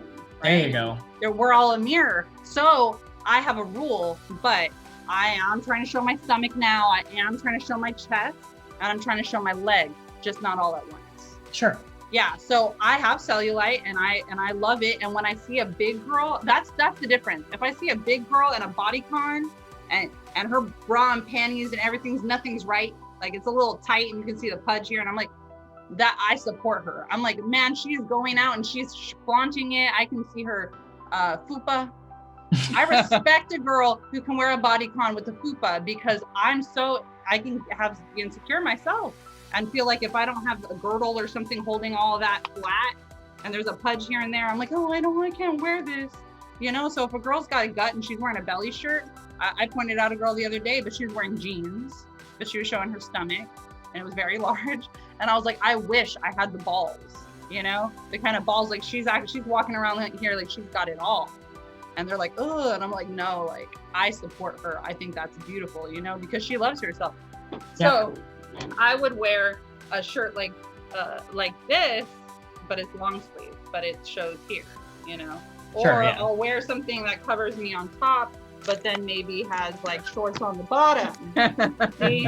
And that's okay. I'm showing leg, but I'm not showing everything. And that's my new rule because I'm trying to learn how to be comfortable, with all that. Yeah. All that extra. Yeah, I mean, like people, basically, I guess how I feel about it is people can dress however they want, and it doesn't justify anyone taking any negative or harmful actions against them. But obviously, nobody can be the thought police. And how do you feel about it personally? Right. And that's the thing is like, if you like dressing in revealing clothing, then do it. Yeah. That's how I feel. So. Yeah, and I feel more comfortable doing it when I'm with my partner. Sure. If I wouldn't wear this to HEB by myself, but I would wear it. Well, I wouldn't wear it. I wouldn't wear this. But I would wear shorts this short. Yeah. With her. If I was with her. Yeah. All right. Well. I would be conscious. Let me see what other topics I have here. Okay, so here's something else interesting that I discovered while I was researching for this video. It is considered sexual harassment or it's considered sexual assault to threaten to rape someone in some cases, in some states. And while I get that, there is like internet culture that is very, there's a lot of like trolling and whatnot on the internet. And a common thing people experience on the internet is getting rape threats, which is, people like to send messages that just say nasty shit all the time. And this does not just happen to women, it happens to men too. And like women, for some reason, a lot of feminist icons and people, in that field don't really think that, they don't really believe that that men get treated the same way that women do online to some extent. But it is true that like almost any person that you talk to that's been on the internet for a long time has probably had death threats, rape threats, a lot of general insults, and someone telling them to kill themselves. Yeah. At least once. So I guess, do you think that rape threats count as sexual assault? That's a tough one because you have to look at it like, what about death threats? I mean, that's considered, that's illegal, right? It is illegal. Right. Yeah, I'm not saying, I think rape threats should be illegal. When you bully somebody and then they commit suicide, you are now, what is it? Culpable? Yeah, culpable. You're like a accessory to murder or something like that. Yeah. Really? Yeah. If you attack and tell somebody to kill themselves and nobody likes them, and it was a girl did it to her boyfriend like a couple years ago, and they charged her with manslaughter or something like that. Yeah, manslaughter. That sounds about right. Yeah. Which is fair in my opinion. If you're harassing someone into killing themselves. Telling them to kill themselves and telling them that they should do it, and it's a great idea. Especially people who are like already emotionally vulnerable. Exactly. And I feel like we need to be held accountable to some extent. How we traumatize another human being and like mentally and emotionally abuse them, because you don't have to physically hurt somebody. I was mentally and verbally abusive for years, and that's not okay. Tearing apart somebody's self-esteem, their pride, their ambitions. But should that be illegal? Because now we're going down the slippery slope too. Should it be illegal to treat somebody that way? Should Tabitha have gotten arrested for being mentally abusive? Well, as somebody who has been emotionally abused as well, I think it is a slippery slope because it's really subjective. However, things like actual threats, it's kind of easy to make that illegal because like a threat is a threat, So yeah. I think it should be considered abuse. And I mean, even if you abuse your partner, or your partner's been abusing you and you choose to stay with them, that's your choice. But at the same time, I believe that people should be able to go to battered women's shelter or call it like adult protective services or seek out help if they are in a verbally, mentally abusive relationship, even if it never got physical. Yeah. And they want out and they want help. It should be taken seriously, and there should be what is it called when I can't get near you? A restraining order. Restraining orders. They should be able to say, hey, I need a restraining order on this person. I'm emotionally and mentally unstable. I can't handle it. I need help, and the legally should be able to like come and get involved. That's true, because often they say we can't get involved unless it gets you. I need bruises. I didn't know that. I didn't realize that. But like, what about the internal wounds? Like I'm suicidal now. I don't feel safe. I'm having mental, emotional breakdowns. I'm depressed, but this person keeps coming and bothering me, and I have nowhere to go. And, I think that things should get set up in that case. Is there like a stalker law maybe that could help with something like that? There is some stalker laws that are a more recent development. Yeah, there are some more recent developments. When I was younger, I was stalked online by a guy for 5 years, and he was sending me all kinds of like threats and like harassment and abuse, but he lived in Pennsylvania because it was an online situation. And so there was nothing I could do about it back then because we didn't have laws for like cyber harassment yet, but now we do.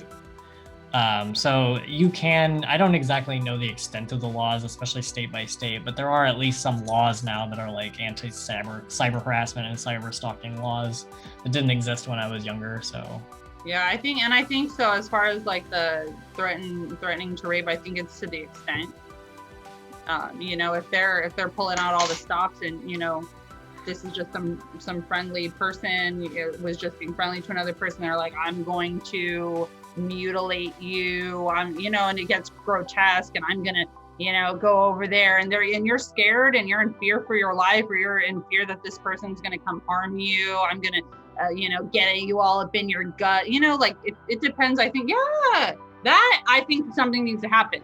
If they're like, you keep being a slut online, you're gonna get raped or something, like that's bullying. But if it's like, I'm gonna come for you and I'm gonna, then it's like, hey, get the cops involved. Like this person, I'm gonna get you with a knife, then, somebody. Do you think it should be just illegal, or do you think it should be also considered a form of sexual assault? I think it's to the extent. Okay. I think it could be. Okay. Is it the same as saying I'm going to sexually assault you? Is the same as actually sexually assaulting somebody though? Sexual harassment. I would definitely agree with classifying it as harassment, like sexual harassment. I don't know if you find some guy and then you find all this stuff in his computer that he's been all over the internet, I think you should be considered a sex offender for sexual harassment. I don't, Sure. Because you can become a sexual predator or a sex offender for masturbating in public. Another person doesn't even have to be involved. Right. You could pee in public. That's indecent exposure, I believe. Yeah. So I would agree with making it a form of sexual harassment, but not sexual assault, because to me that does involve physical contact. Yeah. So, okay. Oh yeah, I was going to talk about toxic masculinity. That was going to be one of the topics. So I'm interested to hear your definition of absolutely toxic masculinity. I know we brought this up like last time briefly, and I was mentioning I don't like how a lot of people use the word, but it is a word that exists for a reason and has a good use. The problem is just that when a word comes out that sounds like a snappy, catchy buzzword, it spreads like wildfire, and then people just throw it onto anything, like regardless of whether or not it's appropriate. So the way that people use toxic masculinity, it sounds a lot like a lot of them are saying that any kind of masculinity is toxic. And a lot of the time, people believe that. Oh yeah, people do believe that, and so they use it in that context, and they refer to just normal guy things as like toxic masculinity, and not like normal guy things that are unhealthy that I'm about to talk about, but just like, you know, I don't know, just typical being like, a little bit more aggressive, right. You know, a little bit of around, being around bunches, being horny a lot, being horny, right? Yeah. And those things are just normal masculinity. And then the other issue with the term toxic masculinity is that we don't spend enough time talking about toxic femininity as well. Yes. And so really it's kind of one-sided, whereas there is definitely such a thing as toxic femininity, but that could maybe be another episode. But anyway, but the actual definition of toxic masculinity originally, from what I understand, maybe I'm wrong, but the way I prefer to think of it anyway, is it is more about men being discouraged to do anything that kind of is away from the sort of stereotypical gender role of men. So things like having feelings and talking about those feelings and being polite and considerate and like, you know, stuff like that. Like you're shamed for that. That is toxic masculinity. Yes. Yeah. When men are like shamed for those things and like called wusses and stuff like that, you know, then yeah, that's toxic masculinity. So on that topic, like I think that does hurt men a lot in the long run, but it also causes them to be more likely to pressure women into things that women don't want to do because they feel like that's what they're supposed to do. They're just supposed to like get it, you know what I mean? So I'm wondering if there's any way that we can like reduce toxic masculinity in our current culture that you guys can think of. How we can reduce it. I feel like it's being reduced, constantly reduced. That's all.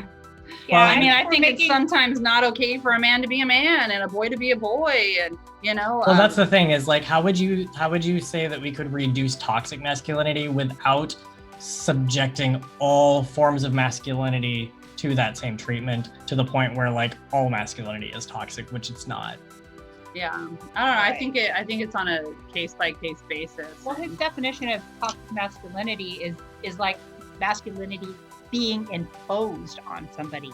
You know, you need to be strong. You need to toughen up. You need to hit the gym. You need to be in power. You need to be in control. Right, you need a man. And if you aren't all of those things, there's something wrong with you, which causes boys and men to shut up and not express themselves and not. Well, we don't know when they're having mental problems and emotional problems. And that's why we have like a suicide crisis amongst men.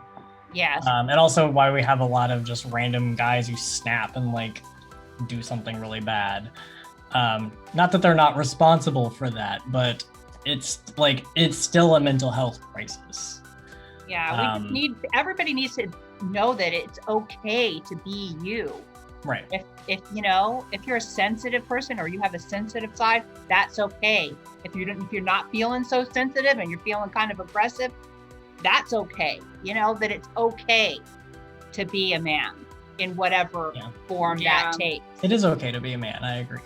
I personally think that there is some feminist talking points that make it worse. For example, like when men do talk about issues that they have or like, you know, issues that specifically men face, and then women who are feminists are like male tears, you know, and basically kind of making the argument that men can't have any issues because they're in charge of everything because of the patriarchy and stuff like that.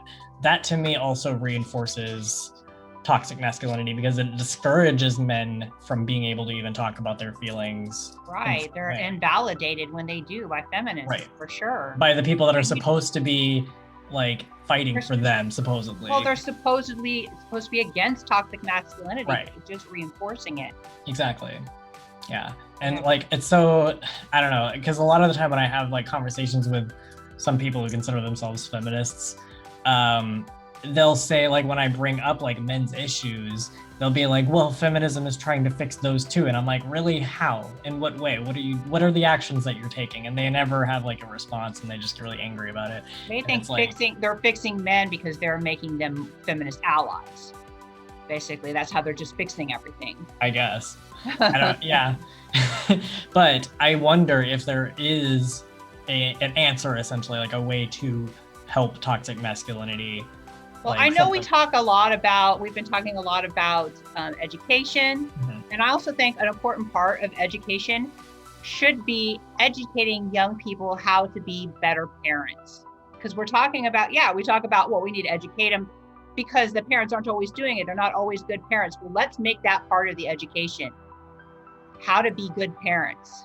Well, one thing is things like home economics, I guess, are classes where those kinds of topics probably would come up more, and like sex education, obviously. And that requires better budgets for the education system, in my opinion, because a lot of programs in my city's school system is one of the like worst ones in the country. And it's because of budget cuts mostly. Like we had Scott Walker as our governor for a very, very long time. And he just, I don't know, he has a vendetta against teachers. Teachers killed his parents or something. I'm just kidding. But like, I don't know what his deal is, but like he's been doing nothing ever since like he was in office. All he did was like bust up teacher unions and defund our public school system.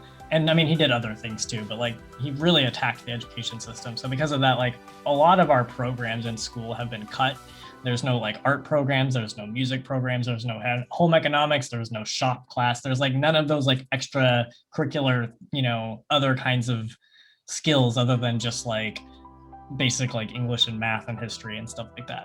So we need to make like a bunch of warriors, and we need to send them out as volunteers. Yeah.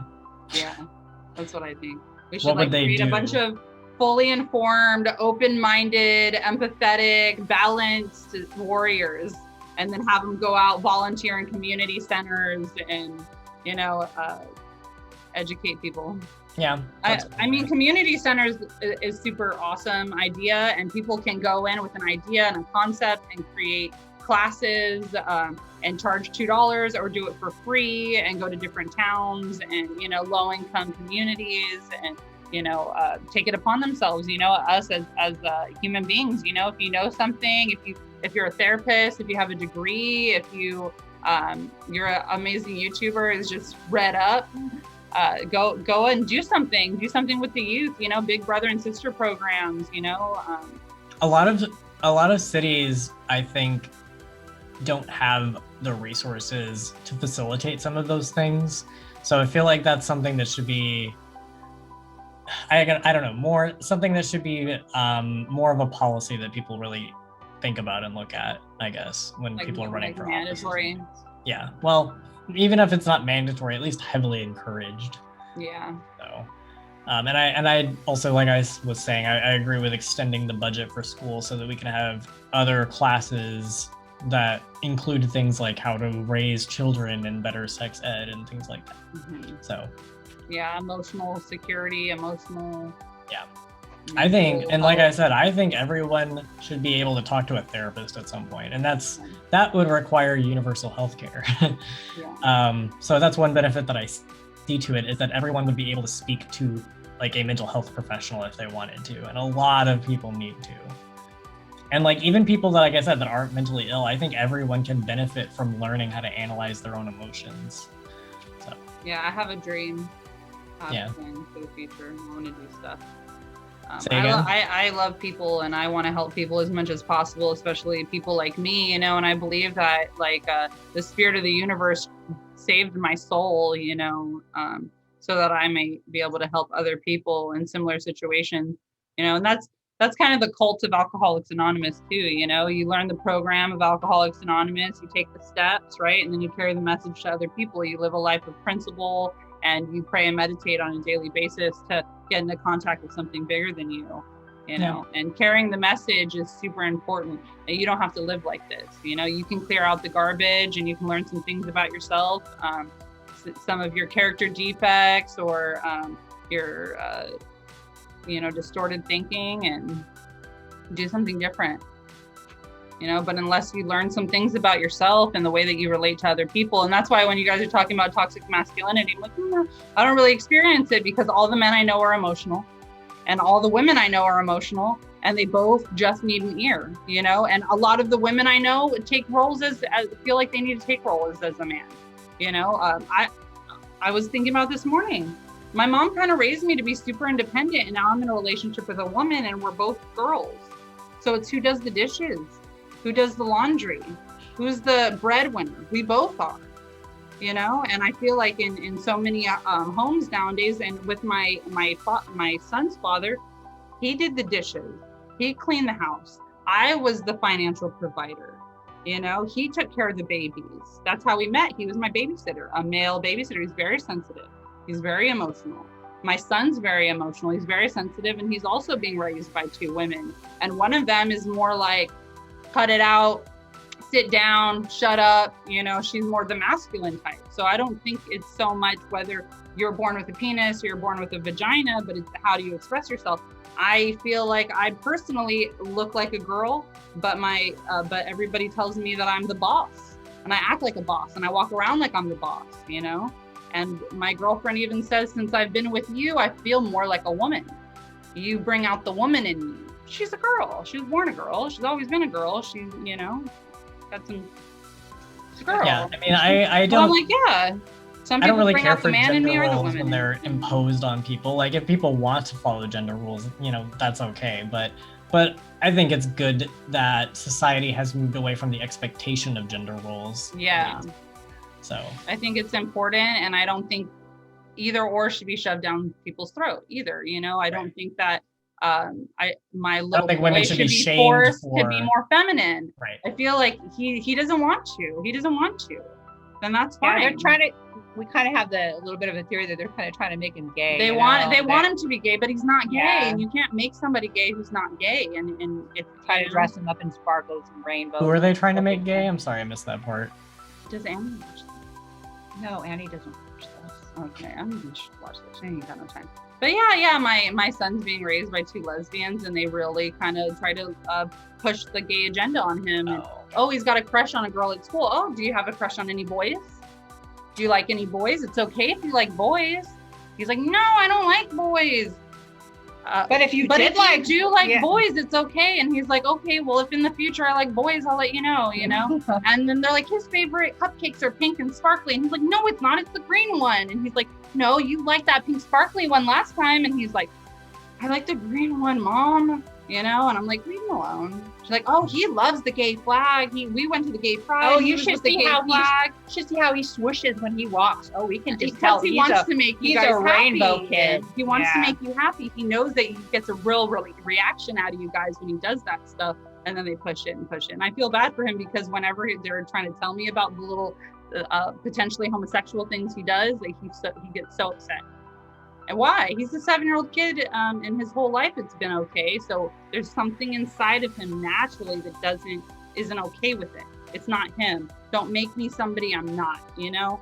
And I understand that, you know? And I feel like I was always not normal or not average, and I wanted everyone to know it.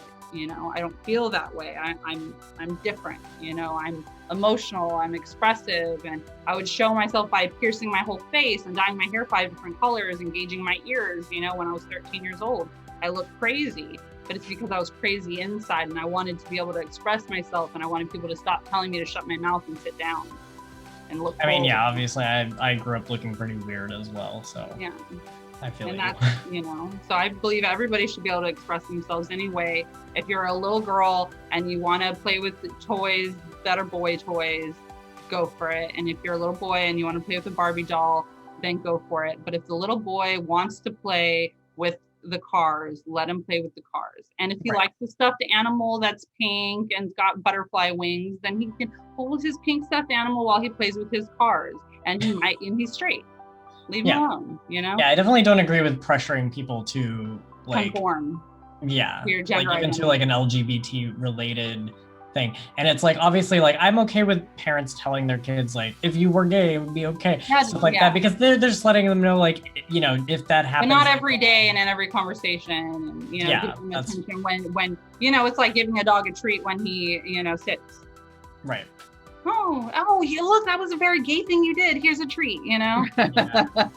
Like that's, I'm like, That's not necessarily a healthy approach, I would say. So. You want ice cream? You like the sparkly kind, right? You can have ice cream, but only the pink sparkles. Okay, so my last question is, She better not watch this. I guess I'm trying to think of like a good way to set this up. So a lot of people think that we have like a rape culture in America, which I don't know if people know what the term actually means. Where we glorify rape, that we think Right. is okay, we excuse it. No, Yeah. we don't have a rape culture. Rape's I don't not necessarily okay. think we do. Yeah, maybe Mexico. Prison in has a rape America. culture. That's Uh-huh. actually where the term came from. From Mexico? From prison culture. Oh, Prison. yeah, they say there's a rape culture on campuses and stuff. No, like rape's not okay. It's not acceptable. It's not glorified. It's not. No. Dogs, please. Yeah, I would agree that we don't have one in America. Like, there are maybe countries that do, and there's the prison system that does. Yeah. But if people are trying to make the claim that like it's considered acceptable in America, like it's one of the worst things you can do. Being accused of it is like one of the worst accusations that can be levied against you. And I know people are all like, there's no fake rape accusations, but again, we like don't really have reliable statistics for these things, so we don't really know. But either way, like if you go to prison and you're going to prison for rape, you are going to be like basically raped. Like that's what I was like, gonna be say. assaulted. Right. Yeah. Like it's one of the most dangerous situations you can be in, is being in prison as a sex offender.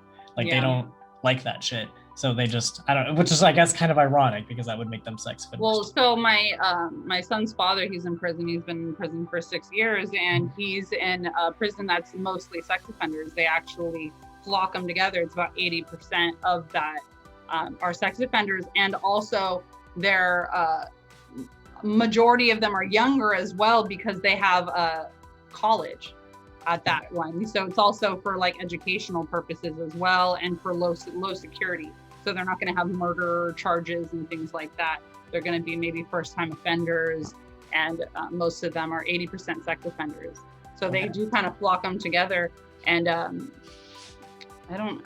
There's some real rough ones, and they will take you in transit. And if you get to a prison like Garza, they want to look at your papers. And if you don't give them your papers, or if you lie, they're going to look them up because they've got officers and guards who will give them the information. You know, and that's why there's a huge gang situation. So there's a way out of rape, and it's like join a gang and be a crash dummy for me and commit some more crimes for me on our behalf, and maybe we'll protect you. You know, but they have their leverage, and you know, they don't have money and things like that in there, so they've got their leverage and they've got their games that they play. Yeah, well, I mean, Mimzi knows that. About that, baby. Mimzi knows that I don't like the prison system in America. Oh, it's terrible. That'll be another episode. It's so terrible. Yeah, it's really I bad. was incarcerated for a period of time. So yeah. So I guess my question on that topic is what do you think would be the best way to decrease rape, like happening in America, or like sex offenses? Like, is it just education, or is there another way? And I feel like what you said about like America being a rape culture, it's like, hey, that's all over the world. You know, your parents will sell you to an older man, and in Guatemala, and in Mexico, and in Honduras, and El Salvador, and India. You know, they have arranged marriages. They're going to sell their 12, 13-year-old for you know, cows for some cows, some cattle, some gold in Vietnam and Thailand, you're going to give up your virgin children for a price. To be fair, that's usually the more rural areas of those countries. And I feel like there's a little bit of a misperception because a lot of their more developed areas are like way more modern in terms of laws in that sense. And like, but we don't really see those as often because they're less interesting. Yeah, I guess so, yeah. Yeah, but I feel like as Americans, we're very outspoken. I think we have a lot of platforms. I don't think it's very hard to make a promotion and get points and messages across.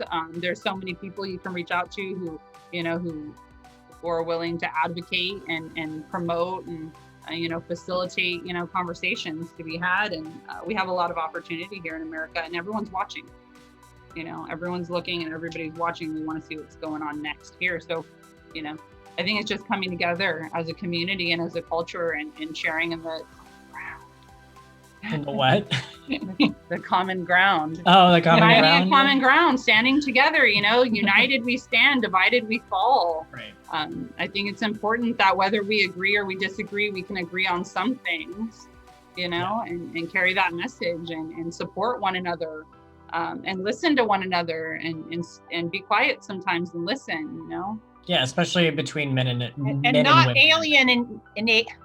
not alienating people. Yeah. Too, with the divisive talk that we've been having lately. And generalizations as well. Right. I feel like that's kind of where things are problematic. Is diplomatic conversation. Yeah. And yeah, everybody should listen to each other. Everyone should try not to generalize. And I just want better relationships between men and women because I feel like that will make it easier for people to talk about their comfort levels and their feelings and all kinds of things like that. People don't seem to understand that we're like two sides to the same coin, men and women. Well, yeah, of course. It's like hating the half of yourself. Like those are your fellow human beings. Right. They're not the other side. They're your side. Mm-hmm. No matter the gender or skin color, all of that stuff, trying to divide us into these groups is ultimately only going to hurt us. I agree. Well, one of the things, and this will be an off-topic thing, so I won't go too far into it, a different show. But one of the things that I don't really like is when people call anyone like participating in another culture like appropriation, and then they like, demonize it. And I'm like, hey, baby. I'm like, when I went to India, they were so excited about like Americans and like non-Indian people being interested in their culture and wanted to share it because that's how you spread your culture and that's how you unite with people that you don't otherwise have anything in common with, So I feel like not just cultural appropriation, but in general, like all things between like different groups and creeds. Can we just call it cultural appreciation? Yeah, it is cultural. Right? Like I'm attracted to it. I love Indian, Chinese, Polynesian, Hawaiian, European, Spanish, whatever. I love it. I'm so into it. Yeah. I've always been super into it. I mean, I look like a Buddhist or something. They're like, why do you have those dots in your head? Do you know Buddhist people don't like this? Indian people kind of like it. The Indians are like, oh, I like. But the Buddhist people, they're like Buddha on the inside. I'm like, I understand. I know. Yeah. Buddha's on the inside. They're like, you don't need to tell anybody inside. You don't need to do this. And I was like, this is because I like that. It's for you, really, more than anything, right? Yeah, I think cultural appreciation, Yeah, that's cool. I agree. Express yourself, get interested, learn about some other cultures, Africa, Ethiopia. Like, I feel as Americans, you go to other countries, go to Germany, they know multiple languages and we don't. We're not taught in school. We're not educated on other cultures like they are in other places. I think that we need to be more open-minded. We're a country of immigrants, rarely any of us, like the Native Americans are very, very rare. A majority of us are from other places. I'm European, I'm Norwegian. Well, purebred Native Americans are extremely rare. Like those barely exist. Yeah, it's really, Which, as Mimzi knows, I am Native American, but I'm obviously not pure blood Native American. But yeah, like everybody in my tribe is like super pale because the dark skin has already been bred out. You know what I mean? But anyway, I think we're aliens. I don't think we're from this planet. So get with it. it's We're possible. foreigners. We're all foreigners here, guys. But I do think that America has a bit of a culture that is like, not all of Americans, but like there are aspects of American culture that is very like blind to the rest of the world. You know what I mean? And I feel like a lot of the time when I try to talk about like how other countries do things and how other countries operate and stuff like that, and people are like accusing me of being like a globalist or something like that. And I'm just like, I just think that people in America should remember that we're not the center of the world. And to a lot of other countries, like we're not as important as we think we are a lot of the time, to be honest. So yeah, so something we were kind of talking about before that I wanted to bring up when we're talking about the rape culture and we're talking about men and talking about women and the connection and things like that is I read this book once and it's called Why Do Good People Do Bad Things? I learned so much from that book. But pretty much what it comes down to is that nobody is greater or lesser than anyone else. Nobody is better or worse than anybody else. And everyone is just as capable of the most heinous act as anybody else. You can't stand and look at somebody and say they're the monster, because the same monster that resides inside of them resides inside of us. There's a set of circumstances built over a lifetime that culminates in an event and a repeated event sometimes, or one event. You know, it might be that moment that good person did that bad thing, or it might be a person who's always been bad, but where did it root from? You know, take you out of your home and your childhood and place you here, and that's you. You know, there is no difference, there is no separation. The only difference and the only separation is here. It's our perspective, our perception, and how we view the world and how we view other people, but there's really no difference. We are all one. You know, in the end, we're all one. And that's what I believe. And I feel like that's the solution to everything, is if we stop separating you and me, the prey and the predator, and realize that we're all prey and we're all predators, given the right circumstances and situation, I can commit a crime. I think that's a really good philosophy, honestly, because one of my biggest issues with like, especially with internet culture and whatnot these days, is there's so much like people being super judgmental over everything and so like sanctimonious, where they're like, I am the moral person in the situation and let me school you on why you're the bad guy. And it's like it is very judgmental, and it's very like, you don't know what this person's life is like. You don't know what situation you would be in that would make you do something that you would regret. And I don't know, like, I definitely like, I want everybody to think that way, to see us all as one like people, one like group, and anybody can, you know, do something wrong or do something good. So yeah, I'm with you there. So I acknowledge that I'm judgmental. Yeah, me too. That's why it's so important for me to have done my step work and done the 4th step and the 5th step, because it talks about the exact nature of my wrongs, right? We take out the other person entirely and we look at ourselves, right? And then when I look at myself, I see that I'm judgmental, that I'm hypocritical, that I'm biased, that I'm promiscuous, that I'm a liar, that I've stolen in the past, that I've cheated people in the past, that I'm manipulative, right? That I'm greedy, that I'm jealous, that I'm all these things, right? But on the same, flip the coin over, you know? I'm family oriented, I'm loving, I'm loyal, I'm kind, I'm trustworthy, right? Like, so I am all of these things, you know? And it's whether or not I'm gonna say today, I'm not gonna focus on this. There's an old Native American story that it's whichever wolf you feed. Are you feeding the black wolf or the white wolf? Because if you feed the white wolf's gonna grow strong. But what happens when you starve an animal? They die. You know, it's going to turn on you. Oh, yeah. It's going to turn on you. It's going to do anything it can to get fed.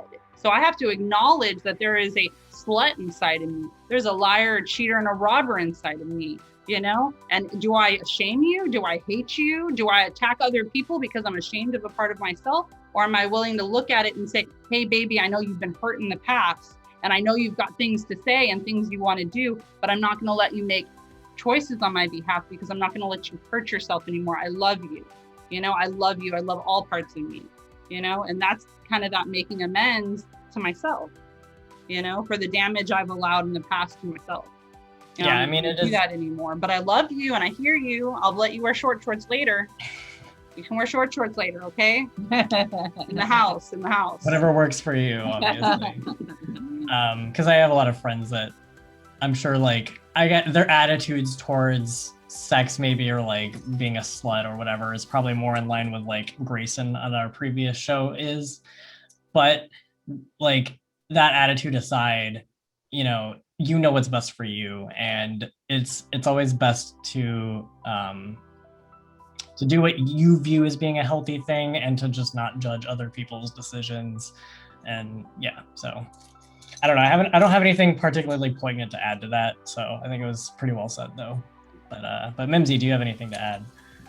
No, I don't know. I get y'all are so dynamic. So I'm a good listener. You know. I was gonna say I feel like I haven't been wanting to like talk over you this entire show, so I feel like you haven't had as much. I kind of thought that was going to happen here, because she's got a lot to say. I like to listen to what she has to say. I know that if I just sit here, that she's going to come around to what I was thinking anyway. Yeah, that's probably true. Yeah, so I mean, I'm okay with it. Just being here along for the ride. Okay. Yeah, that's what I love about my mom as well, is that she doesn't push her agenda on other people. She's not really an advice giver. She's kind of one of those people that lets you talk it through. On your, she'll listen, you can vent, and eventually if you come to, your multiple opinions or options, she'll and then, okay, so you're going to do that? Oh, no, I don't know. And she's like, oh, well, I thought that's what you should have done. I agree. Yeah, I mean, I have enjoyed talking to her like since we've started talking, so yeah. Anyway, I think that's all my topics, and it's been like we've been doing this for like a couple hours. We've got to have at least a pretty good amount of footage to make a show out of. So yeah, is there anything? I guess I'm guessing that Aurora may not have anything to plug, but just in case. Oh no, she doesn't have anything to plug. Okay, well, we can plug our stuff, but we also can thank you very much for coming on and talking and sharing your opinion. I appreciate you guys, and I'm really proud of what you guys are doing. Thank you. Anything that I can do to, Yeah, you had a lot of insight that I don't have because of the experiences that you've had. So I think that was really valuable. Yeah. But one thing that I definitely want to say is that I appreciate every consequence that I've ever had in my life. And it took what it took to get me to where I am today. And I don't think that I ever would have done this. I never would have done this on my own. I'm grateful for my consequences. I'm grateful for structure. I'm grateful that I learned, so much about myself, and I know who I am. A lot of people don't know who they are, and it's dangerous when you don't know who you are, because you can fall for anything. If you don't know what you stand for, you can fall for anything. And I always appreciated that. If you don't know who you are, ask questions, get into some therapy, write some stuff down, read some books. There's some really amazing literature out there, some really educated people, and kind of, find out who you are and what you want out of life. We don't need to be victims. We don't need to get knocked around and wonder why my life turned out like this. We have power. I fully support self-discovery. So yeah. Well, thank you so much for coming on and giving your insight and helping us out with our show. Namaste, as they say, I guess, in India. I love you. I love you too. Okay. Namaste. Namago. Namago. Nice one.